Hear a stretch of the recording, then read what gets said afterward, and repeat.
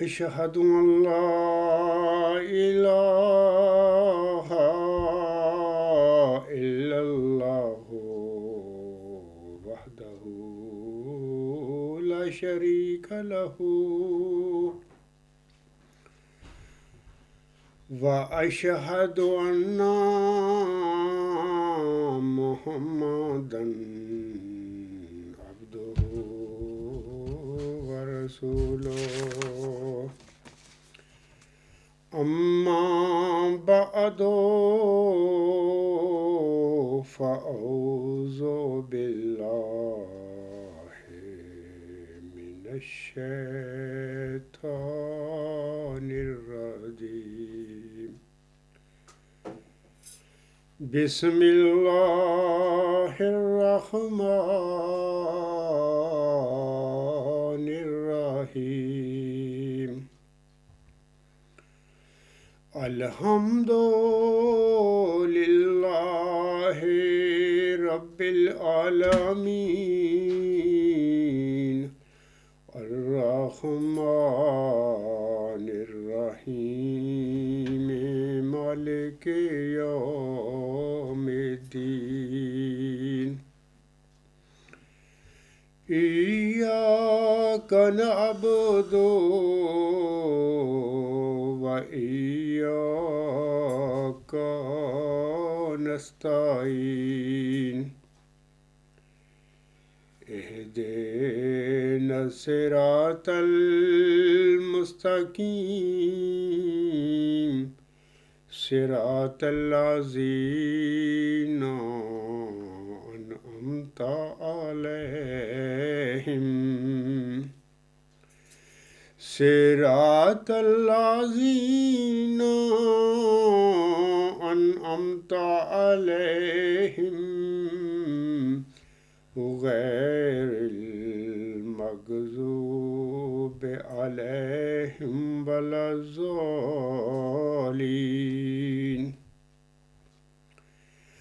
ومن أظلم ممن افترى على الله كذبا أولئك يعرضون على ربهم ويقول الأشهاد هؤلاء الذين كذبوا على ربهم ألا لعنة الله على الظالمين الذين يصدون عن سبيل الله ويبغونها عوجا وهم بالآخرة هم كافرون أولئك لم يكونوا معجزين في الأرض وما كان لهم من دون الله من أولياء يضاعف لهم العذاب ما كانوا يستطيعون السمع وما كانوا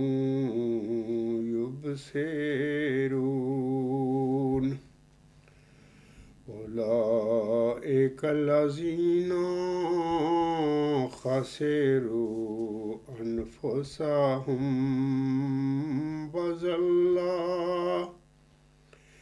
عنهم ما كانوا يفترون لا جرم أنهم في الآخرة هم الأخسرون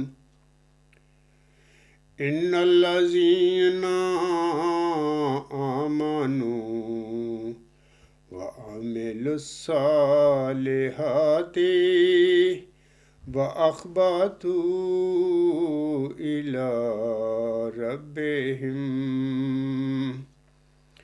أولئك أصحاب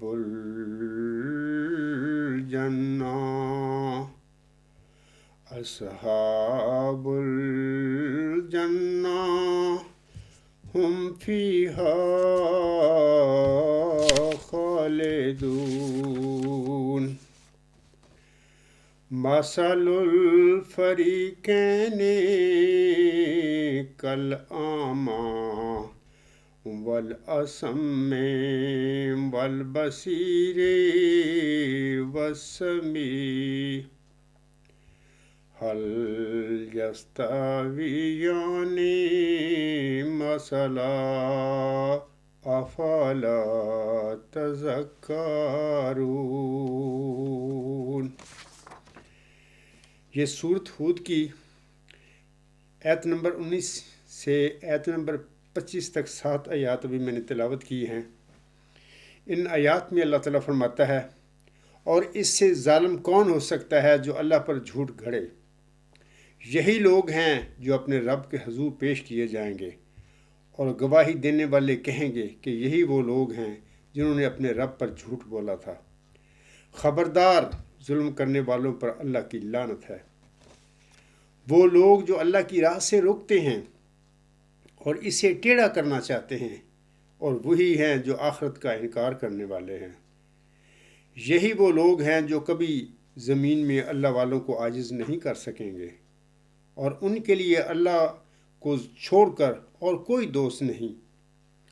ان کے لیے عذاب بڑھا دیا جائے گا، نہ انہیں کچھ سننے کی طاقت ہوگی اور نہ ہی وہ کچھ دیکھ سکیں گے۔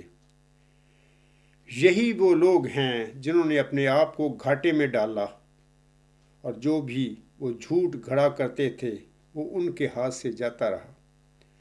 بلا شبہ آخرت میں وہی سب سے زیادہ نقصان اٹھانے والے ہوں گے۔ یقیناً وہ لوگ جو ایمان لائے اور انہوں نے نیک عمل کیے اور وہ اپنے رب کی طرف جھکے، یہی وہ لوگ ہیں جو اہل جنت ہیں، وہ اس میں ہمیشہ رہنے والے ہیں۔ ان دونوں گروہوں کی مثال اندھے اور بہرے اور خوب دیکھنے والے اور خوب سننے والے کی طرح ہے۔ کیا یہ دونوں بحیثیت مثال برابر ہو سکتے ہیں؟ پس کیا تم نصیحت حاصل نہیں کرو گے؟ سامعین کرام، خاکسار نے اپنے گزشتہ سے پیوستہ لیکچر نمبر 112 میں آپ سب سے عرض کیا تھا کہ خاکسار لیکچر نمبر 112 اور لیکچر نمبر 113 کے بعد خاکسار اپنی صداقت کے دلائل اور براہین سامعین کے آگے اور احمدی بہنوں، بھائیوں اور بزرگوں اور جالوں کے آگے پیش کرے گا۔ یہ خاکسار نے وعدہ کیا تھا اپنے لیکچر نمبر 112، جس کا موضوع تھا کہ حکم عدل حضرت مرزا غلام احمد علیہ السلام کی پیشگوئیوں کے متعلق سنہرے فرمودات، اور اس کے بعد کا یعنی گزشتہ لیکچر کا موضوع تھا کہ حکم عدل حضرت مرزا غلام احمد علیہ السلام کا دعویٰ، مسیح موعود اور اس کی حقیقت۔ اپنے وعدہ کے مطابق آج خاکسار اپنے اس لیکچر نمبر 114 میں سامعین کے آگے اپنی صداقت کے دلائل اور براہین پیش کرے گا، اور دلائل اور براہین جو ہیں خاکسار کی صداقت کے حوالے سے آج کا جو میرا لیکچر ہے حصہ اول ہوگا۔ تو اپنے دلائل اور براہین پیش کرنے سے پہلے میں سامعین کرام کو بتانا چاہتا ہوں کہ جماعت احمدیہ قادیان کی ایک کتاب ہے، وہ میں دکھا دیتا ہوں۔ اس کا عنوان ہے عقائد احمدیت۔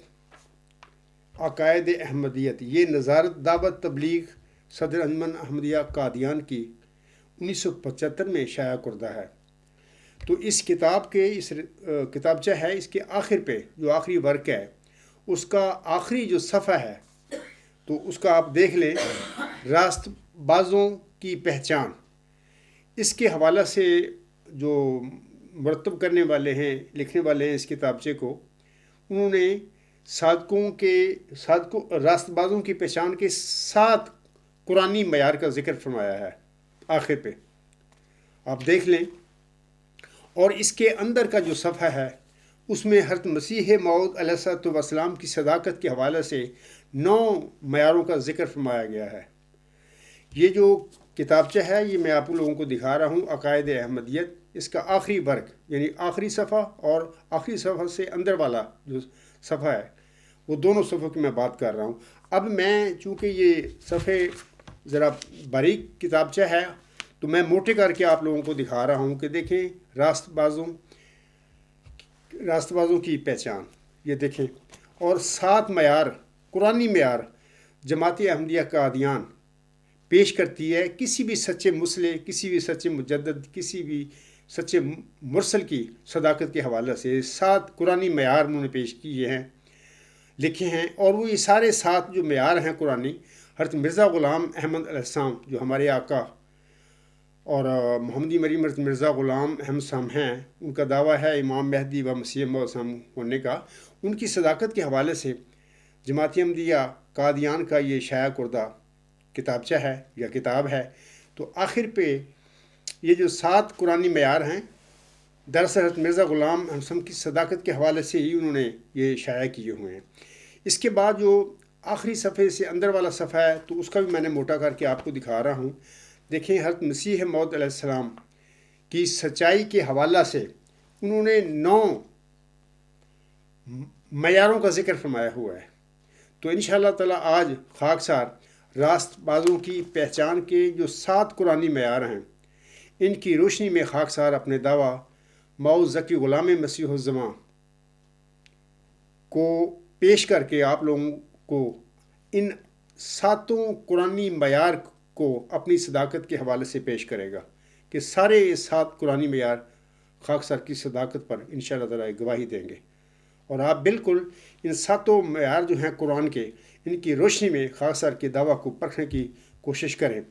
میں یہ بھی کہہ دیتا ہوں کہ آپ لوگوں کو چاہیے کہ کسی معمور یا مجدد یا کسی مرسل کے متعلق اگر کسی جماعت میں کوئی پیشگوئی ہو یا کسی امت میں پیشگوئی ہو، اگر اس پیشگوئی میں کچھ معیار بیان کیے گئے ہوں تو آپ سب کو چاہیے، ہم سب کو چاہیے کہ ان معیاروں کی روشنی میں اس کے دعویٰ کو پرکھیں اور اپنے خود ساختہ معیاروں میں اس کے دعووں کو پرکھنے کی کوشش نہ کریں۔ یہ ہماری غلطی ہوتی ہے انسانوں کی، کہ اکثر اپنے معیار بنا کے بیٹھ جاتے ہیں اور اپنے خود ساختہ معیاروں میں آنے والا جو اللہ تعالیٰ کی طرف سے معمور ہونے والا جو مجدد یا مصلح یا مرسل ہوتا ہے تو اس کی صداقت کو اپنے خود ساختہ معیاروں میں پرکھنے شروع کر دیتے ہیں۔ ایسی بات نہیں ہے۔ میں یہ 7 قرآنی معیار راست بازوں کی پہچان کے حوالے سے جو مرزا غلام صاحب کی صداقت کو پہچاننے کے لیے جماعت احمدیہ قادیان نے یہ شائع کی ہوئی ہیں کتابچہ، اس کے حوالے سے اپنے صداقت کے دلائل جو ہیں وہ پیش کروں گا قرآن کریم کے ان 7 معیاروں کی روشنی میں۔ تو یہ تو قرآن کریم کے معیار ہیں، ہر مرسل اور ہر مجدد ہر زمانے میں جب آتا ہے تو یہ 7 قرآنی معیار اس کی صداقت کے پرکھنے کے لیے کافی ہیں۔ علاوہ اس کے الہامی پیشگوئی جو مسیح موعود ہے یا ذکی غلام مسیح الزماں ہے، اس میں اللہ تعالیٰ نے بہت ساری باتیں اس آنے والے نشان رحمت یا موعود ذکی غلام کی نشانیاں اور علامتیں بتائی ہوئی ہیں۔ تو انشاءاللہ تعالیٰ یہ جو آج کا جو حصہ اول ہے، اس کے بعد انشاءاللہ حصہ دوم ہوگا میرے لیکچر کا، میری صداقت کا جو قرآنی معیار ہیں یا دلائل ہیں براہین ہیں، اس کا حصہ دوم ہوگا۔ تو اس میں یہ حضرت مسیح موعود کے 9 جو معیاروں کا یہاں پر ذکر فرمایا گیا ہے، اپنے حصہ دوم جو لیکچر ہوگا یعنی لیکچر نمبر 115 اس میں 9 معیاروں کو پیش کروں گا. اس کے بعد لیکچر نمبر 116 جو ہوگا حصہ سوم ہوگا، جو میرے خاکسار کی دعویٰ مئو ذکی غلام مسیح الزماں کی صداقت کے دلائل کا حصہ سوم ہوگا. اس میں ذکی غلام مسیح الزماں سے متعلقہ جو الہامی کلام محمدی مریم حضرت مرزا غلام حسن پر نازل ہوا تھا ضلع ہوشیارپور میں، اس میں جو اللہ تعالیٰ نے اس مود نشان رحمت اور مود ذکی غلام مسیح الزماں کی جو بڑی بڑی علامتیں بیان فرمائی ہوئی ہیں، اس کی روشنی میں اپنی دعویٰ کی صداقت آپ سب کے سامنے پیش کروں گا. تو اس کے بعد میں اپنا لیکچر جو ہے اس کو شروع کرتا ہوں. تو یہ میں نے ضمنی باتیں آپ لوگوں کو اپنی صداقت کے متعلق کچھ بتانے سے پہلے بیان کی ہیں. سامعین کرام، یہ جو ہے اس میں راست بازوں کی پہچان کے متعلق پہلا جو ہے وہ پڑھ دیتا ہوں یہاں سے. یہ لکھتے ہیں کہ ان لوگوں کی مخالفت غیر معمولی طور پر ہوتی ہے. ان کے معترضین وہی کہتے ہیں جو پہلے منکرین کہتے تھے. ما یاتہم رسول الا کانوا بہ یستہزئون. یہ معیار پہلا جو راست بازوں کی پہچان کا جماعتی احمدیہ قادیان کی اس کتاب میں ہے، درج ہے، وہ میں اس معیار کی روشنی میں اپنے دعویٰ کو پیش کرتا ہوں. سامعین کرام، جیسا کہ میں نے ابھی پڑھ کر آپ لوگوں کو سنایا ہے، کتاب میں جو پہلا راست بازوں کی پہچان کا معیار لکھا گیا ہے وہ یہ اس طرح ہے کہ قرآن کریم کے مطابق مرسل ان کی غیر معمولی مخالفت ہوتی ہے. ان کے معترضین وہی کہتے ہیں جو پہلے منکرین کہا کرتے تھے، جیسا کہ اللہ تعالیٰ فرماتا ہے یا حسرتاً علی العباد ما یاتہم من رسول الا کانوا بہ یستہزئون. سورہ یاسین آیت نمبر 31. ہائے افسوس بندوں پر کہ جب کبھی بھی ان کے پاس کوئی رسول آتا ہے وہ اس کو حقارت کی نگاہ سے دیکھنے لگ جاتے ہیں اور تمسخر اور ٹھٹھا کرتے ہیں. خاکسار کی دعویٰ مئو ذکی غلام مسیح الزماں کے بعد جماعتی احمدیہ قبرستان اور لاہور کے ارباب و اختیار کیا میرے اور میرے ساتھیوں کے ساتھ سامعین کرام اور اے میرے احمدی بہنوں بھائیوں اور بزرگوں وہی کچھ نہیں کر رہے جو پہلے راست بازوں کے ساتھ ان کی قوموں نے کیا تھا؟ یہ قرآنی معیار صداقت ہے. ہر مرسل کی قوم نے دلائل کی بجائے صادق کا طاقت کے ساتھ مقابلہ کیا. مثلا اس کا اخراج اور مقاطعہ کیا گیا، جیسے کہ نبی پاک صلی اللہ علیہ وسلم کا بھی اخراج اور مقاطعہ ہوا تھا آج سے 1500 سال پہلے مکہ میں، اور آپ صلی اللہ علیہ وسلم کو شیب ابی طالب میں 3 سال تک بند رکھا گیا. تو آگے ہے کہ اس سے شدید نفرت، یعنی اس مامور جو ہوتا ہے اللہ تعالیٰ کی طرف سے آتا ہے بطور مرسل، اس سے شدید نفرت، ٹھٹھا اور استہزاء کیا گیا. یعنی پہلے زمانوں میں بھی دنیا میں جتنے لوگ منہاج نبوت پر آئے، فرقان باری تعالیٰ کے مطابق ان سب کے ساتھ یہی سلوک ہوا. جماعتی احمدیہ قبرستان میں مرزا بشیر الدین محمود احمد کے دعویٰ مسلم موت کے بعد کیا ان کے ساتھ بھی ایسا ہی سلوک ہوا تھا؟ ہرگز نہیں. مرزا بشیر الدین محمود احمد کا دعویٰ مسلم موت منہاج نبوت کے قطعی برخلاف تھا، کیونکہ افراد جماعت ان کے دعویٰ سے پہلے ہی ان کی بیعت کر چکے تھے، اور ان کے بعض دنیا دار چاپلوس اور منظور نظر اصحاب نے ان کے دعویٰ مسلم موت سے بھی بہت پہلے 1914 میں ان کے مسلم موت ہونے کے متعلق تحریری اور تقریری اعلانات کرنے شروع کر دیے تھے. اے میرے احمدی بہنوں بھائیوں اور بزرگوں اور سامعین کرام، alghulam.com پر نیوز نمبر 5 پر یہ ثبوت آپ دیکھ سکتے ہیں کہ یہ جو میں کہہ رہا ہوں سچ کہہ رہا ہوں، ایسے ہی ہوا تھا. خاکسار کے برخلاف پوری جماعت احمدیہ قادیان نے مرزا بشیر الدین محمود احمد کا جب حلفاً دعویٰ انہوں نے کیا 28 جنوری 1944 کو خطبہ جمعہ میں قادیان میں، تو پوری جماعت احمدیہ قادیان نے ان کے گلوں میں ہاتھ ڈالے تھے، نہ کہ ان کی کوئی مخالفت کی تھی. یعنی مخالفت کرنے کی بجائے ان کے حلفاً دعویٰ کے بعد ان کے گلے میں پوری جماعت احمدیہ نے ہاتھ ڈالے تھے. دیکھیں 1500 سال پہلے جب آنسم مبعوث ہوئے تھے تو آنسم کے ساتھ گلے میں کسی نے نہیں ہاتھ ڈالے تھے، بلکہ آپ کے دعویٰ سے پہلے آپ کی قوم آپ کو صادق اور امین کہا کرتی تھی.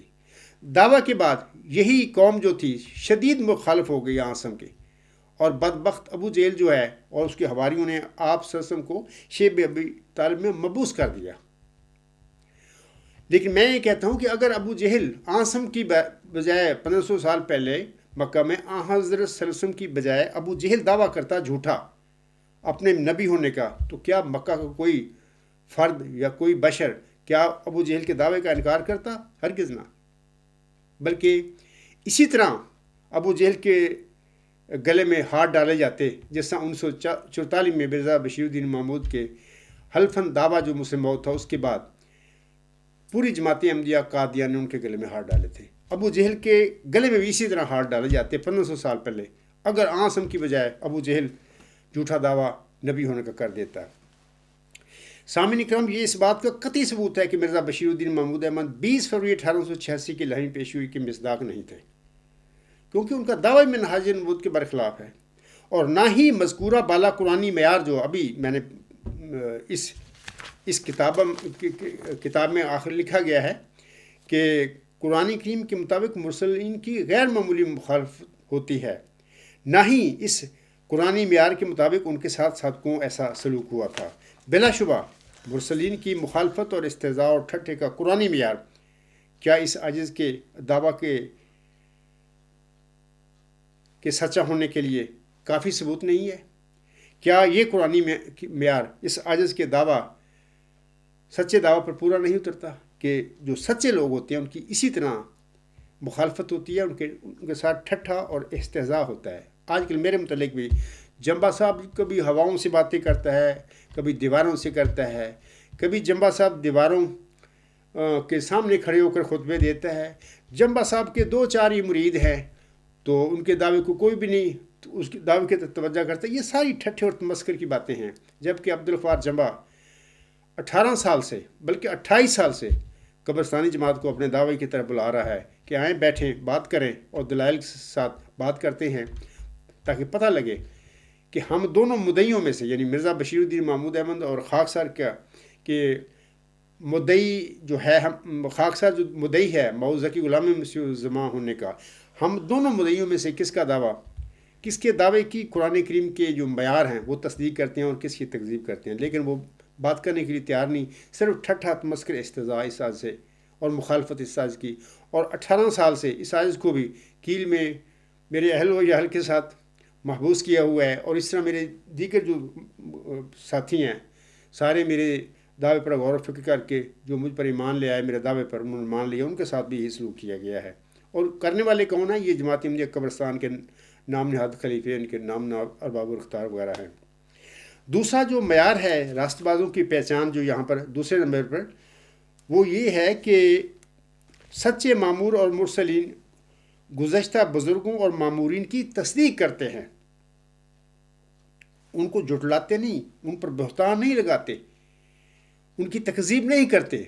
میں ان صادق اور مامورین کی بات کر رہا ہوں جن کو قرآن کریم، بائبل، توریت وغیرہ سب سچا قرار دیتی ہے، جیسا کہ اللہ تعالیٰ فرماتا ہے، یہ سورۃ البقرہ کی آیت نمبر 42، وَآمِنُوا بِمَا أَنزَلْتُ مُصَدِّقًا لِمَا مَعَكُمْ، اور اس پر ایمان لاؤ جو میں نے اتارا ہے اور جو اس کلام کو جو تمہارے پاس ہے سچا کرنے والا ہے۔ یعنی جو بھی سچا معمور ہوگا، اللہ تعالیٰ کا مرسل ہوگا، اللہ تعالیٰ کا سچا مسلم موعود ہوگا، مجدد ہوگا، وہ اپنے سے پہلے جو گزشتہ معمورین دنیا میں مبعوث ہوئے تھے، مرسل آئے تھے، ان کو سب کو سچا قرار دیتا ہے۔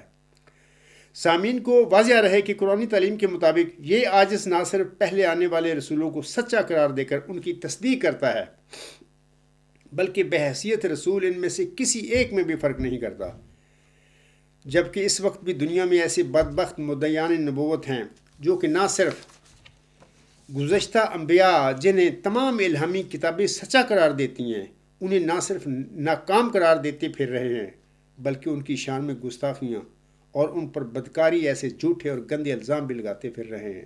انا للہ و انا الیہ راجعون۔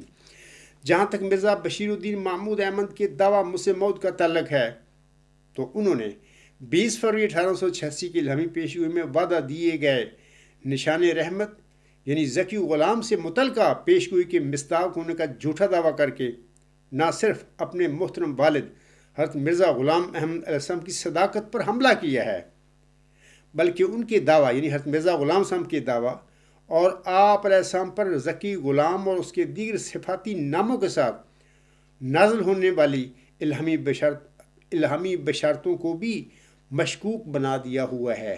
مرزا بشیر الدین محمود احمد نے دعویٰ مسلم موت کا کر کے یہ اس کا واقعہ ہوا ہے، یہ ہوتا ہے، یہ ثابت ہوتی ہے یہ چیز۔ مرزا بشیر الدین محمود احمد کا یہی وہ بہت بڑا جرم ہے سامعین کرام کہ جس نے جلال الہی کو بھڑکایا ہے، اور اسی وجہ سے اللہ تعالیٰ نے ذکی غلام کے نزول کے حوالے سے الہاماً فرمایا ہے، یعنی چلہ ہوشیارپور میں جو پیش ہوئی نازل ہوئی محمدی مریم حضرت مرزا غلام احمد صاحب پر، اللہ تعالیٰ اس میں نشان رحمت یعنی ذکی غلام کے متعلق فرماتا ہے، جس کا نزول بہت مبارک اور جلال الہی کے ظہور کا موجب ہوگا۔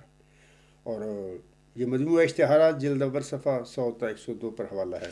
تیسرا معیار جو راست بازوں کی پہچان کے حوالے سے جماعت احمدیہ قادیان انڈیا نے یہ کتابچے میں جو لکھا ہے، وہ تیسرا معیار اس طرح ہے کہ مرسلین خدا تعالیٰ کا پیغام پہنچاتے ہیں، اور یہ لوگ کسی سے خائف نہیں ہوتے، یعنی مامورین اور مرسلین جو ہوتے ہیں یہ کسی سے خائف نہیں ہوتے، ڈرتے نہیں ہیں۔ وہ حوالہ دیتے ہیں سورۃ احزاب کی آیت نمبر 40 کا، اس میں اللہ فرماتا ہے وَلَا يَخْشَوْنَ أَحَدًا إِلَّا اللَّهَ، اور اللہ کے سوا وہ کسی سے نہیں ڈرتے، یعنی سچا جو مامور ہوگا، اللہ کا مرسل ہوگا، تو وہ اپنی بعثت کے بعد، اپنی ماموریت کے بعد دنیا میں کسی غیر اللہ سے نہیں وہ ڈرتا، کسی انسان سے نہیں ڈرے گا، دبے گا نہیں۔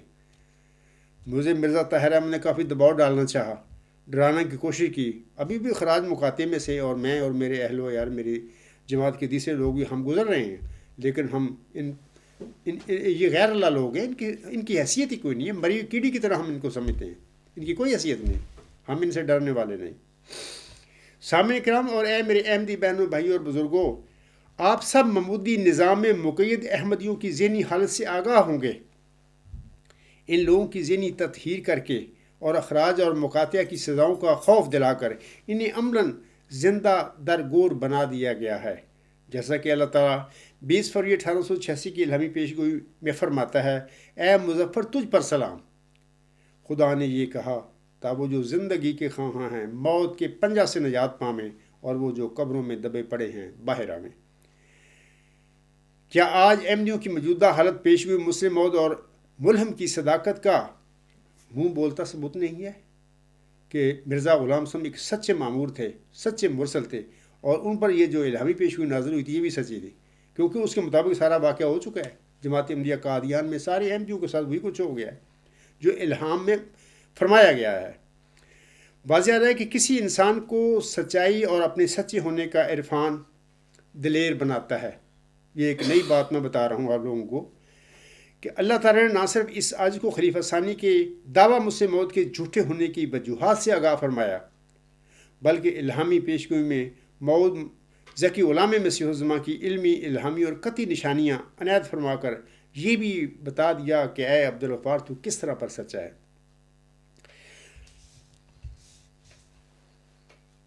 اسی سلسلہ میں جناب مرزا طاہر احمد صاحب اپنے 5 دسمبر 1986 کے خطبہ جمعہ میں فرماتے ہیں، آپ فرماتے ہیں اسبات وہ لوگ ہیں جو وقی ہیں، جن کی باتیں غلط نہیں ہوتی، جن کی باتوں میں وزن ہوتا ہے، اور جب بات کرتے ہیں حق کی بات کرتے ہیں۔ اب یہ بظاہر الگ الگ معنی ہیں، لیکن ایک دوسرے کے ساتھ ان سب کا گہرا تعلق ہے۔ وہ شخص جو حق پر قائم ہو اور حق کا عرفان بھی رکھتا ہو، اس کے لیے لازمی ہے کہ وہ بہادر بھی ہو، کیونکہ دلیری سچائی سے پیدا ہوتی ہے، اور صرف سچائی سے نہیں بلکہ سچائی کے عرفان سے پیدا ہوتی ہے۔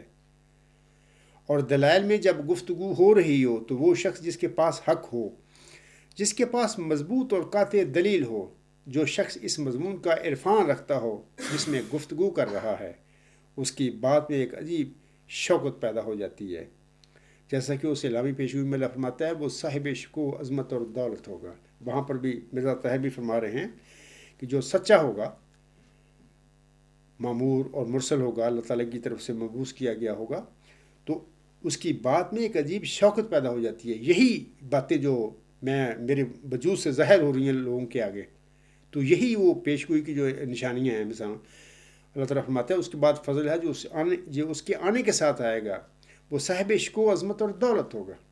تو جناب یہی شوقت ہے وہاں پر بیان فرمائے گی کہ جب میں اس کو مبعوث کروں گا، اس ذکی غلام کو، اس نشان رحمت کو، تو اس کی بات میں ایک عجیب شوکت ہوگی لوگوں کے آگے، وہ کوئی ڈرنے لگا نہیں، بڑے بڑے دلیری کے ساتھ بات کرے گا۔ آگے مرزا طاہر صاحب فرماتے ہیں اس کی بحث میں ایک ایسی طاقت آ جاتی ہے کہ اس کے نتیجے میں اس کا دلیر ہونا اس کا طبعی اور لازمی نتیجہ ہے۔ اس کے لیے مومن اپنی گفتگو میں کامل یقین رکھتا ہے اور اس کے لیے ڈگمگانے کا سوال ہی نہیں۔ ہمیشہ دلائل میں اور گفتگو میں وہ شخص ڈگمگاتا ہے۔ میں اپنے مخالفین جو ہیں بطور خاص جالے ان سے میں کہتا ہوں کہ مرزا طاہر احمد فرما رہے ہیں، سنیے، ہمیشہ دلائل میں اور گفتگو میں وہ شخص ڈگمگاتا ہے جو کہیں جا کر خود ابہام کا شکار ہو جاتا ہے۔ آج کل تمہاری یہی حال ہے، خود مرزا طاہر احمد کا میرے آگے، میرے دعویٰ کے آگے یہی حال تھا۔ آگے وہ فرماتے ہیں تو لا علمی اور مضمون کی معرفت میں کمی دلائل کی دنیا میں قدم کو ڈگمگاتی ہے اور اسی حد تک اسے ثبات قدم چھین لیتی ہے۔ سامعین کرام اور اے میرے احمدی بہنوں، بھائی اور بزرگوں، خاکسار نے 10 جون 2002 کو جب خلیفہ رابع صاحب اپنی خلافت کی جوبلی منانے میں مصروف تھے، اپنا دعویٰ مکمل ثبوت کے ساتھ ان کی خدمت میں بھیجا تھا۔ ویسے تو اپریل 1993 میں ہی خاکسار نے اپنے دعوے کو ان کے آگے رکھ دیا تھا، لیکن 10 جون 2002 کی جو میں بات کر رہا ہوں اس میں مکمل ثبوت کے ساتھ تینوں میرے اس میں مقدمہ ہے، اس میں تینوں خط میرے موجود ہیں، تو اس کے ساتھ میں نے ان کے آگے رکھا تھا۔ جب میرا یہ دعویٰ اور اس کا ثبوت ان کے آگے پہنچا تو وہ ہوش و حواس میں نہ رہے بلکہ عملاً زندہ درگور ہو گئے تھے۔ انہیں اپنے باپ کے دعویٰ مسلم موت کی حقیقت کا بھی ادراک ہو گیا اور خلافت کے نام پر خاندانی گدی جو ان کے باپ نے شروع کی تھی اس کی حقیقت بھی ان پر واضح ہو گئی۔ 10 جون 2002 کے بعد جناب خلیفہ رابع صاحب کی جسمانی اور ذہنی حالت کا اندازہ MTA پر آپ نے کیا ہوگا۔ میں اپنے احمدی بہنوں، بھائیوں اور بزرگوں سے کہتا ہوں کہ آپ تو ریگولر خطبات سنتے ہیں، تو آپ نے 10 جون 2002 کے بعد میرے خاکسار کے دعویٰ پہنچنے کے بعد آپ لوگوں کو تو پتہ ہی نہ اس نے بتایا کہ میرے آگے ایک مدعی موعظ ذکی غلام مسیح الزماں کھڑا ہو گیا ہے، تو آپ لوگوں نے بہرحال خطبات سنے ہوں گے اس وقت کے، تو اس میں آپ لوگوں نے خلیفہ رابع صاحب کی جسمانی اور ذہنی حالت کا خوب اندازہ لگا لیا ہوگا کہ وہ ان کا کیا حال تھا۔ اس کا یہاں اعادہ کرنے کی ضرورت نہیں۔ میرے دعویٰ کے بعد وہ میری سچائی سے اتنا مروب اور خوف زدہ ہو چکے تھے کہ ان کے قدموں میں کوئی ثبات نہیں تھا، وہ ڈگمگا چکے تھے۔ احباب جماعت جانتے ہیں کہ ان سے چلا نہیں جاتا تھا۔ ایسا ایسا چل کر دیکھنے والوں کو پتہ ہوگا کہ وہ اس زمانے کے خطبات جب دیا کرتے تھے ان کا کیا حال تھا۔ احباب جماعت جانتے ہیں کہ ان سے چلا نہیں جاتا تھا۔ میرا دعویٰ وصول ہونے کے چوتھے جمعہ 5 جولائی 2002 کو وہ خطبہ جمعہ کے دوران ڈائس پر گر پڑے۔ اندر غصہ ہی بڑا تھا میرے خلاف، کیونکہ وہ خدا بنا ہوا تھا انسان، اور اس کے گردن میں بھی ایک سریا پھنسایا ہوا تھا اس نے کہ یہ احمدی کیا کیڑے مکوڑے ہیں ہمارے آگے، یہ اس قسم کے نام یاد خلیفے ہیں، ایک گدی نشین ہے۔ تو وہ بھی اس طرح ہی احمدیوں کو سمجھتا تھا، لیکن جب یہ خاکسار موعظ ذکی غلام مسیح الزماں اپنے دعوے کے ساتھ ان کے آگے کھڑا ہو گیا کے، تو ان کو پھر اپنا ہوش نہ رہا۔ تو یہ اس کے بعد کی باتیں ہیں کہ وہ خاکسار کے دعویٰ وصول کرنے کے چوتھے جمعہ کے بعد چوتھے جمعہ برخہ 5 جولائی 2002 کو وہ خطبہ جمعہ کے دوران ڈائس پر گر پڑے، اور یہ واقعہ افراد جماعت نے بذریعہ MTA ملاحظہ کیا ہوا ہے۔ خلیفہ رابع کے اپنے بیان کے مطابق صادقوں کے قدموں میں ثبات ہوتا ہے اور وہ جھوٹوں کے آگے ڈائسوں پر گرا نہیں کرتے بلکہ جھوٹے سچوں کے آگے ڈائسوں پر گرا کرتے ہیں۔ اگر خلیفہ رابع صاحب اپنے باپ کے مسلم موعود ہونے کے عقیدہ میں سچے تھے تو پھر ایسا واقعہ کیوں ہوا؟ اے میرے احمدی بہنوں، بھائیوں اور بزرگوں، کیا یہ صداقت کے قرآنی معیار کا جلوہ نہیں تھا؟ یہ آج کی صداقت کے قرآنی معیار کا جلوہ نہیں تھا؟ کیوں غضب بھڑکا خدا کا مجھ سے پوچھو غافلو، کیوں غضب بھڑکا خدا کا مجھ سے پوچھو غافلو، ہو گئے ہیں اس کا موجب میرے جھٹلانے کے دن۔ آپ تمہارا کیا حال ہے؟ نہ تمہارے پاس قادیان رہا، نہ تمہارے پاس رواب رہا، اب تیسرا بن کے بیٹھا ہوا آپ کا سینٹر ادھر لندن میں۔ دنیا میں یہودیوں کی طرح آپ لوگ پھیل چکے ہو، کوئی حال نہیں آپ کا، کوئی ملک نہیں آپ کے پاس۔ تو یہ حال ہے جھوٹے عقیدے گھڑنے اور ان کے دعوے کرنے اور ان کے ماننے والوں کی جو جماعتیں ہوتی ہیں، یہ لوگ ہوتے ہیں، ان کا یہی حال ہوا کرتا ہے۔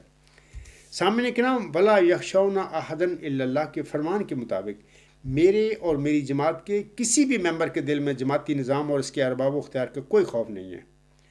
خاکسار اور میرا کوئی بھی پیروکار جماعتی احمدیہ قادیان اور لاہور کا ہر جگہ اور ہر سٹیج پر نہ صرف مقابلہ کرنے کے لیے تیار ہیں بلکہ اپنے دعویٰ موعود ذکی غلام مسیح الزماں کی سچائی کے سلسلے میں دلائل اور براہین کے ساتھ گفتگو کرنے کے لیے بھی تیار ہیں۔ برسبیل تذکرہ اس ضمن میں بطور مثال خاکسار ایک واقعہ آپ سب کے گوش گزارنا چاہتا ہے۔ نومبر 2009 میں خاکسار اور جماعت احمدیہ اصلاح پسند جرمنی کے امیر عزیزم مکرم مبشر احمد شاہد صاحب ہم دونوں پاکستان گئے تھے، وہ میرے ساتھ تھے، ہم دونوں گئے تھے۔ خاکسار کے ایک رشتہ دار مربی نے پیشگوئی مسلم موت کے سلسلہ میں عزیزم مبشر احمد شاہد صاحب سے گفتگو کی، اور اس مربی نے دوران گفتگو عزیزم مبشر احمد شاہد صاحب سے کہا کہ آپ اس سلسلے میں پروفیسر جامعہ احمدیہ مبشر احمد کہلوں صاحب سے بات کریں گے؟ عزیزم مبشر احمد شاہد صاحب نے جواباً کہا کہ ہم گفتگو کریں گے۔ بعد ازاں اس مربی نے کوشش کی لیکن مبشر احمد کہلوں صاحب ہم سے گفتگو کرنے کے لیے تیار نہ ہوئے۔ پھر اس مربی نے عزیزم مبشر احمد شاہد صاحب سے کہا کہ میں جامعہ احمدیہ کے ایک اور حاضر سرورس پروفیسر سے آپ کی گفتگو کروانا چاہتا ہوں، کیا آپ اس گفتگو کے لیے تیار ہیں؟ یعنی جامعہ احمدیہ میں آئیں گے گفتگو کرنے کے لیے؟ عزیزم مبشر احمد شاہد صاحب نے جواباً کہا کہ ہم ہر وقت ہر جگہ گفتگو کرنے کے لیے تیار ہیں۔ جس حاضر سرورس پروفیسر جامعہ احمدیہ سے گفتگو کرنے کی درخواست کی گئی تھی، اس کا نام مکرم مسعود احمد سلیمان راجپوت تھا۔ غالباً مجھے بتایا گیا تھا وہاں پر وہ حدیث پڑھاتے ہیں جامعہ احمدیہ میں، اور گفتگو کرنے کے لیے ہمیں شام 7 بجے جامعہ احمدیہ ربوہ میں پروفیسر صاحب کے کمرے میں آنے کی دعوت دی گئی تھی۔ خاکسار مقررہ وقت کے مطابق اپنے 2 عدد ساتھیوں کے ہمراہ جامعہ احمدیہ میں پروفیسر صاحب کے کمرہ میں حاضر ہو گیا۔ اس وقت پروفیسر صاحب کے کمرہ میں قریباً 6-7 کی تعداد میں لوگ تھے، جن میں کچھ فارغ التحصیل مربیان اور کچھ جامعہ احمدیہ کے سینئر طالب علم تھے۔ میری اور پروفیسر صاحب کی گفتگو 7 بجے سے یعنی شام 7 بجے سے شروع ہو کر 12:30 بجے تک یعنی 5.5 گھنٹے ہوئی۔ 2 دن کے بعد یہی پروفیسر صاحب اپنے کچھ ساتھیوں کے ہمراہ میرے ساتھ گفتگو کرنے کے لیے میرے گھر تشریف لائے۔ اس دفعہ بھی 7 بجے سے لے کر 12:30 بجے تک ہماری گفتگو ہوئی۔ اس گفتگو میں جناب پروفیسر صاحب نے تسلیم کیا کہ موعود ذکی غلام کے حوالے سے حضرت امام مہدی و مسیح موعود علیہ السلام پر نازل ہونے والے مبشر الہامات کو جھٹلایا نہیں جا سکتا۔ میں سچ بتا رہا ہوں آپ لوگوں کو۔ اس شخص نے، اس پروفیسر نے تسلیم کیا کہ موعود ذکی غلام کے حوالے سے حضرت امام مہدی و مسیح موعود السلام پر نازل ہونے والے مبشر الہامات کو جھٹلایا نہیں جا سکتا، اور اس موعود وجود نے ابھی جماعت احمدیہ میں ظاہر ہونا ہے۔ سامعین کرام اور اے میرے احمدی بہنوں، بھائیوں اور بزرگوں، کیا کوئی ایسا مدعی ذکی غلام مسیح الزماں یعنی مسلم ہو جس کو اپنے دعویٰ میں تھوڑا سا بھی شک ہو؟ کیا وہ جامعہ احمدیہ ربوہ میں ایک حاضر سربراہ پروفیسر کے ساتھ گفتگو کرنے کے لیے جامعہ احمدیہ میں جائے گا؟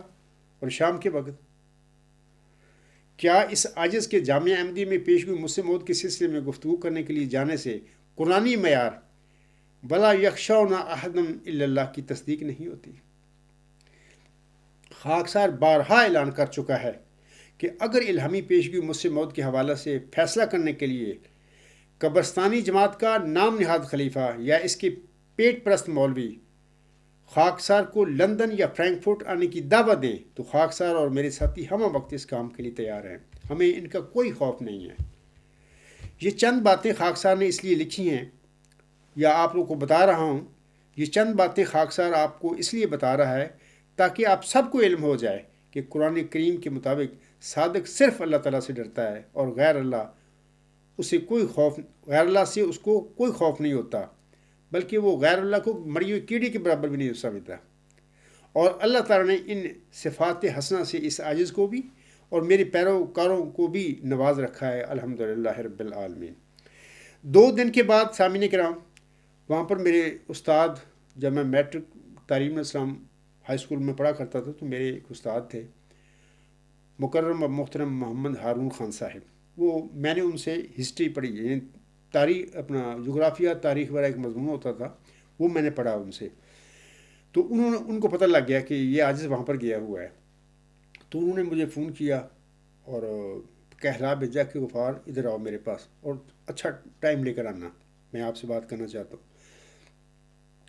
تو خاکسار اپنے ہم زلف یعنی عزیزم مبشرم شاہد صاحب اور اپنا میرا ایک بھانجا تھا عمران احمد، ان دونوں کے ساتھ میں اپنے استاد کی گھر پہنچا، ان کی خدمت میں حاضر ہو گیا. تو وہاں پر جب ہماری باتیں شروع ہوئیں تو خاکسار نے کہا کہ میں تو 2 دن پہلے جامعہ احمدیہ میں گیا ہوں، وہاں پر ایک حاضر سربراہ جو پروفیسر ہیں ان سے میں نے بڑی تفصیلی بات کی، یہ ساری صورتحال میں نے بتا دی. تو میرے استاد صاحب کو یقین نہ آیا، تو وہ چھوٹتے ہی چونکہ میرا استاد تھے، میں تو ان کا شاگرد ہوں، آج ہی میں شاگرد ہوں، اگرچہ اللہ تعالیٰ نے مجھے ایک بہت بڑی عزت دی ہے، معمور فرما دیا ہے، لیکن اس کے باوجود وہ میرے استاد تھے. تو انہوں نے وہی استادوں والا جو ہوتا ہے طریقہ اپنے شاگردوں کے ساتھ، وہی کہتے ہیں کہ میں سمجھتا ہوں آپ جھوٹ بول رہے ہیں. جب میں نے ان کو بتایا نا میں گیا ہوں جامعہ احمدیہ، میں نے باتیں کی ہیں 5 گھنٹے، تو وہ کہتے ہیں چھوٹتے ہی کہ مجھے لگتا ہے آپ جھوٹ بول رہے ہیں. میں نے کہا کہ میرے ساتھ یہ 2 گواہ ہیں، مبشر احمد شاہ صاحب بھی میرے ساتھ تھے اور عمران احمد میرا بھانجا بھی ساتھ تھا. میں ان دونوں سے پوچھ لیں، یہ میرے دونوں ساتھ تھے. تو انہوں نے دونوں نے تصدیق کی، تو پھر وہ مان گئے. لیکن اس کے بعد انہوں نے یہ بات کہی، انہوں نے کہا کہ یہ ان کے الفاظ ہیں، اب وہ فوت ہو چکے ہیں، اب میں ان کا نام بھی لے رہا ہوں. آج سے پہلے میں نے کبھی بھی کسی خطبہ میں، کسی لیکچر میں ان کا نام نہیں لیا. اس واقعہ کو پہلے بھی میں بتا چکا ہوں کسی خطبہ جمعہ میں، لیکن میں نے ان کا نام نہیں لیا وہاں پر. تو آج میں ان کا نام لے رہا ہوں چونکہ اب وہ فوت ہو چکے ہیں. اللہ تعالیٰ ان کو غریق رحمت فرمائے، اپنے قرب میں جگہ دے. بڑی پیار اور محبت کرنے والے وجود تھے، اور انہوں نے میری دعویٰ کی تصدیق کی. میں آپ سب کو بتانا چاہتا ہوں، اب وہ فوت ہو چکے ہیں بیچارے، اعلی اعلان تو کوئی بھی نہیں. جماعت احمدیہ قادیان میں یہی تو مسئلہ ہے کہ کوئی بندہ اس عاجز کو سچا سمجھ کے بھی اس کا اعلان نہیں کر سکتا، بتا نہیں سکتا، کیونکہ اخراج مقاطعہ کہ انہوں نے تلواریں لٹکائی ہوئی ہیں. ہر انسان ڈرتا ہے. میرے استاد صاحب کی مجھے بتا دیا، میرے ایک گواہ ہیں مبشر احمد شاہ صاحب، اور میرا بھانجا بھی گواہ ہے اس بات کا. تو انہوں نے کہا تھا غفار صاحب آپ بالکل سچے ہیں. پھر انہوں نے کہا کہ آپ وہاں پہ گئے ہیں، بڑی بات ہے، میرے لیے بڑی حیرانگی کی بات ہے. انہوں نے یہ بات کہی مجھے، بلکہ میرے دونوں ساتھیوں کو بھی، دیکھیں رشیا کی جو گسٹاپو ہے وہ تو ویسے ہی بدنام ہے. انہوں نے یہ ان کے الفاظ ہیں.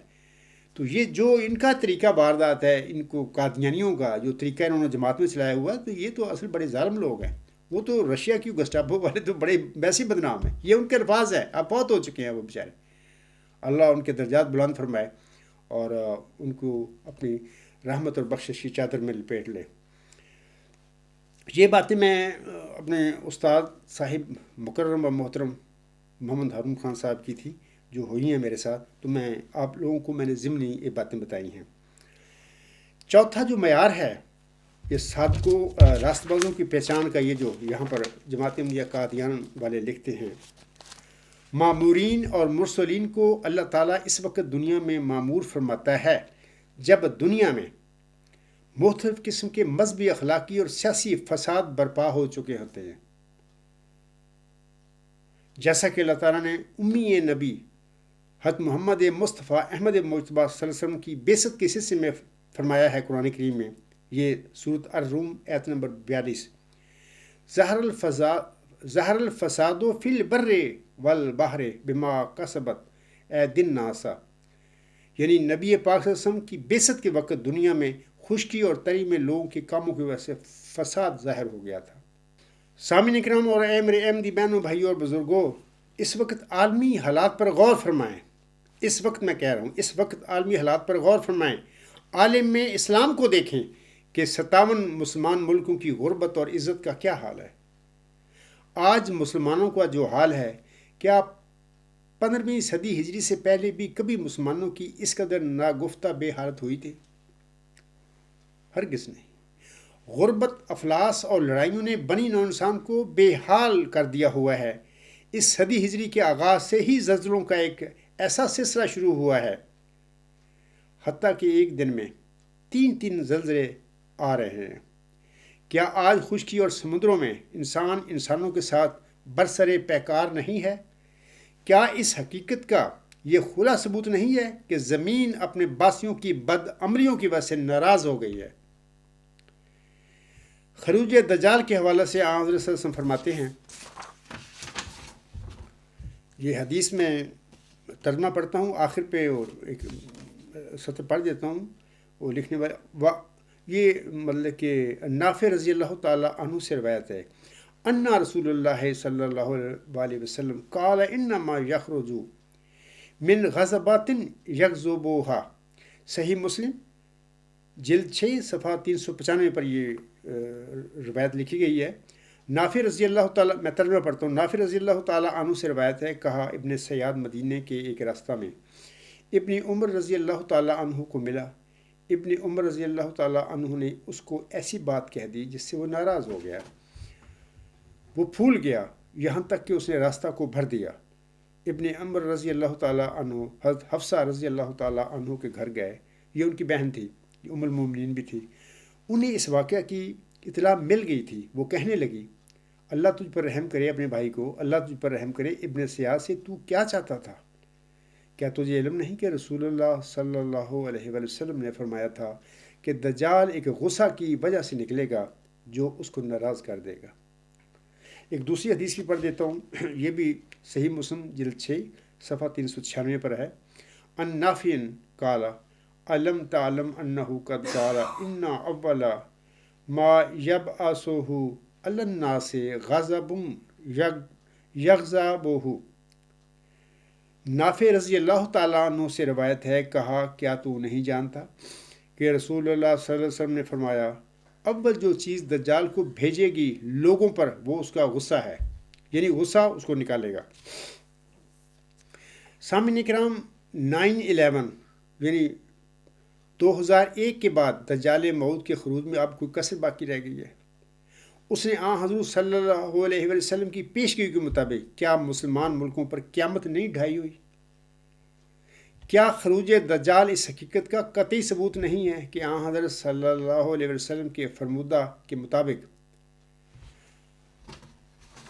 نزول مسیح عیسیٰ ابن مریم، جو آسم کا فرمودہ ہے نزول مسیح عیسیٰ ابن مریم کا، اس کے مطابق نزول مسیح عیسیٰ ابن مریم کا یہی وقت ہے، خروج دجال کے بعد دونوں ان کا ظہور ہے، ایک کا خروج ہوگا دجال کا، اس کا نزول ہوگا عیسیٰ ابن مریم کا۔ باقی دنیا سامعین کرام جن برائیوں میں ملوث ہے اس کا معاملہ تو الگ رہا، اس وقت عالم اسلام کو ہی دیکھ لیں کہ ان میں کرپشن، بددیانتی، بد کرداری اور غربت کا حال دیکھو کہ انسان انسانوں کو کھا رہے ہیں۔ اس سے پہلے عالم اسلام کا اتنا برا حال نہیں ہوا تھا۔ موجودہ دور سے پہلے اس زمین پر ایسے گناہ ضرور ہوئے ہوں گے کہ انسانوں نے اپنی ماؤں اور اپنی بیٹیوں سے زنا کیا ہوگا۔ یہ بڑی تکلیف والی باتیں ہیں، میں یہ لکھنے ہیں حقیقت، ضروری ہے کہ میں ان کا ذکر کروں یہاں پر، کہ موجودہ دور سے پہلے اس زمین پر ایسے گناہ ضرور ہوئے ہوں گے کہ انسانوں نے اپنی ماؤں اور بیٹیوں سے زنا کیا ہوگا، لیکن آپ نے انسانی تاریخ میں کہیں ایسا نہیں پڑھا اور سنا ہوگا کہ اب سے پہلے کسی وقت ہماری زمین پر ایسا برا وقت بھی آیا ہو کہ زندہ انسانوں نے مردہ خواتین کو قبروں سے نکال کر ان سے بدکاری کی ہو۔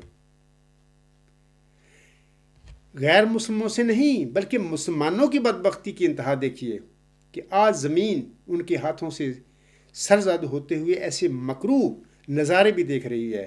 کیا کبھی پہلے بھی بنی نوع انسان کی ایسی دگرگوں حالت ہوئی تھی؟ ہرگز نہیں۔ پاکستان میں آپ پڑھتے ہوں گے اخبار، کیا ہو رہا ہے وہاں پہ؟ کبھی اس قسم کے گناہ 15ویں صدی ہجری سے پہلے کبھی مسلمانوں سے سرزد ہوئے تھے؟ کچھ نہ کچھ ایمان تھا ان میں۔ اب تو یہ مسلمانوں کا یہی حال ہے کہ زندہ مردہ جو خواتین ہیں ان کو قبروں سے کھود کر نکال کر ان سے بدکاریاں کرتے پھر رہے ہیں۔ اتنے مردود لوگ، یعنی مسلمانوں کا یہ حال ہو چکا ہے۔ میں غیروں کی بات نہیں کر رہا، اور ان کا جو بھی حال ہے وہ ان کے حال کے ذمہ دار ہیں، ان کا بھی کوئی اچھا حال نہیں ہے، لیکن یہ تو امت جو محمدیہ ہے، محمد عربی صلی اللہ علیہ وسلم کی امت ہے، یہ تو ان کے ماننے والے کلمہ گو لوگ ہیں، ان کا یہ بھیا ناک حال ہو چکا ہے کہ اس قسم کے سنگین اور مکروہ جرموں میں یہ ملوث ہے۔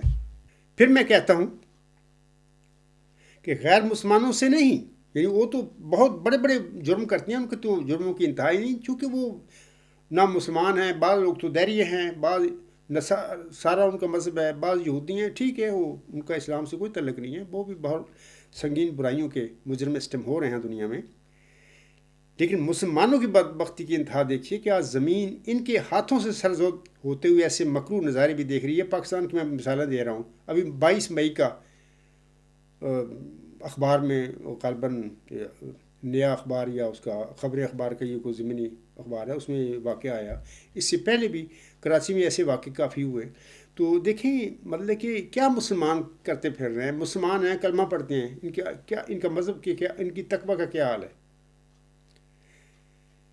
سامعین کرام، آپ مجھے بتائیں کیا کبھی پہلے بھی نوع انسان کی ایسی دیگر گوں حالت ہوئی تھی کہ اس قسم کے گناہ بھی مسلمانوں نے کیے تھے؟ ہرگز نہیں۔ خشکی اور تری پر انسان کہلوانے والی مخلوق کی یہ بد عملیاں کیا کسی مرسل کے ظہور کی خبر نہیں دے رہی ہیں؟ مسلمانوں کی باہمی لڑائیاں، فرقہ پرستی اور ہر گروہ کا اپنے اپنے رنگ میں اسلام کو نافذ کرنے کی تگ و دو کیا کسی مسلح اور مجدد کے ظہور کی خبر نہیں دیتی؟ اور 15ویں صدی کے سر پر کیا یہ مسلح حضرت بانی جماعت علیہ السلام کو بشارت دی گیا موعود ذکی غلام اور موعود مسیح عیسیٰ ابن مریم کے علاوہ بھی کوئی اور ہو سکتا ہے؟ ہرگز نہیں۔ خاکسار کا دعویٰ موعود ذکی غلام مسیح الزماں، موعود محمدی مسیح عیسیٰ ابن مریم اور موعود مجدد صدی 15 کیا قرآن کریم کے فرمان ظہر الفساد فی البر والبحر کے اور آسم کے فرمودہ کے عین مطابق 15ویں صدی ہجری کے سر پر نہیں ہے؟ یعنی جو قرآن کریم میں اللہ نے یہ نشانی بتائی ہے کہ کسی بھی جب میں مرسل کو مبعوث کرتا ہوں تو اس وقت زمین اور سمندر میں فساد پیدا ہو چکا ہوتا ہے، جیسے کہ 1500 سال پہلے آسم کے بعثت کے وقت بھی ہوا تھا۔ آپ سے پہلے عیسیٰ، موسیٰ، نوح، ابراہیم جب وہ مبعوث ہوئے تھے ان کے بعثت کے وقت یہی حال ہوا تھا زمین پر، کہ زمین پر بھی اور سمندروں میں بھی فساد پیدا ہو گیا۔ اسی 1 صدی قبل بھی مرزا غلام صاحب کی بعثت کے وقت بھی یہی فساد بر اور بحر میں پیدا ہو گیا تھا۔ کافی ہے سوچنے کو سامعین کرام اگر اہل کوئی ہے۔ پانچواں یہ جو راست بازوں کی پہچان میں پانچواں قرآنی معیار جو لکھا گیا ہے وہ اس طرح ہے کہ ان لوگوں کی پہلی زندگی، یعنی معموروں کی، مرسلوں کی پہلی زندگی پر کوئی شخص عیب نہیں لگا سکتا۔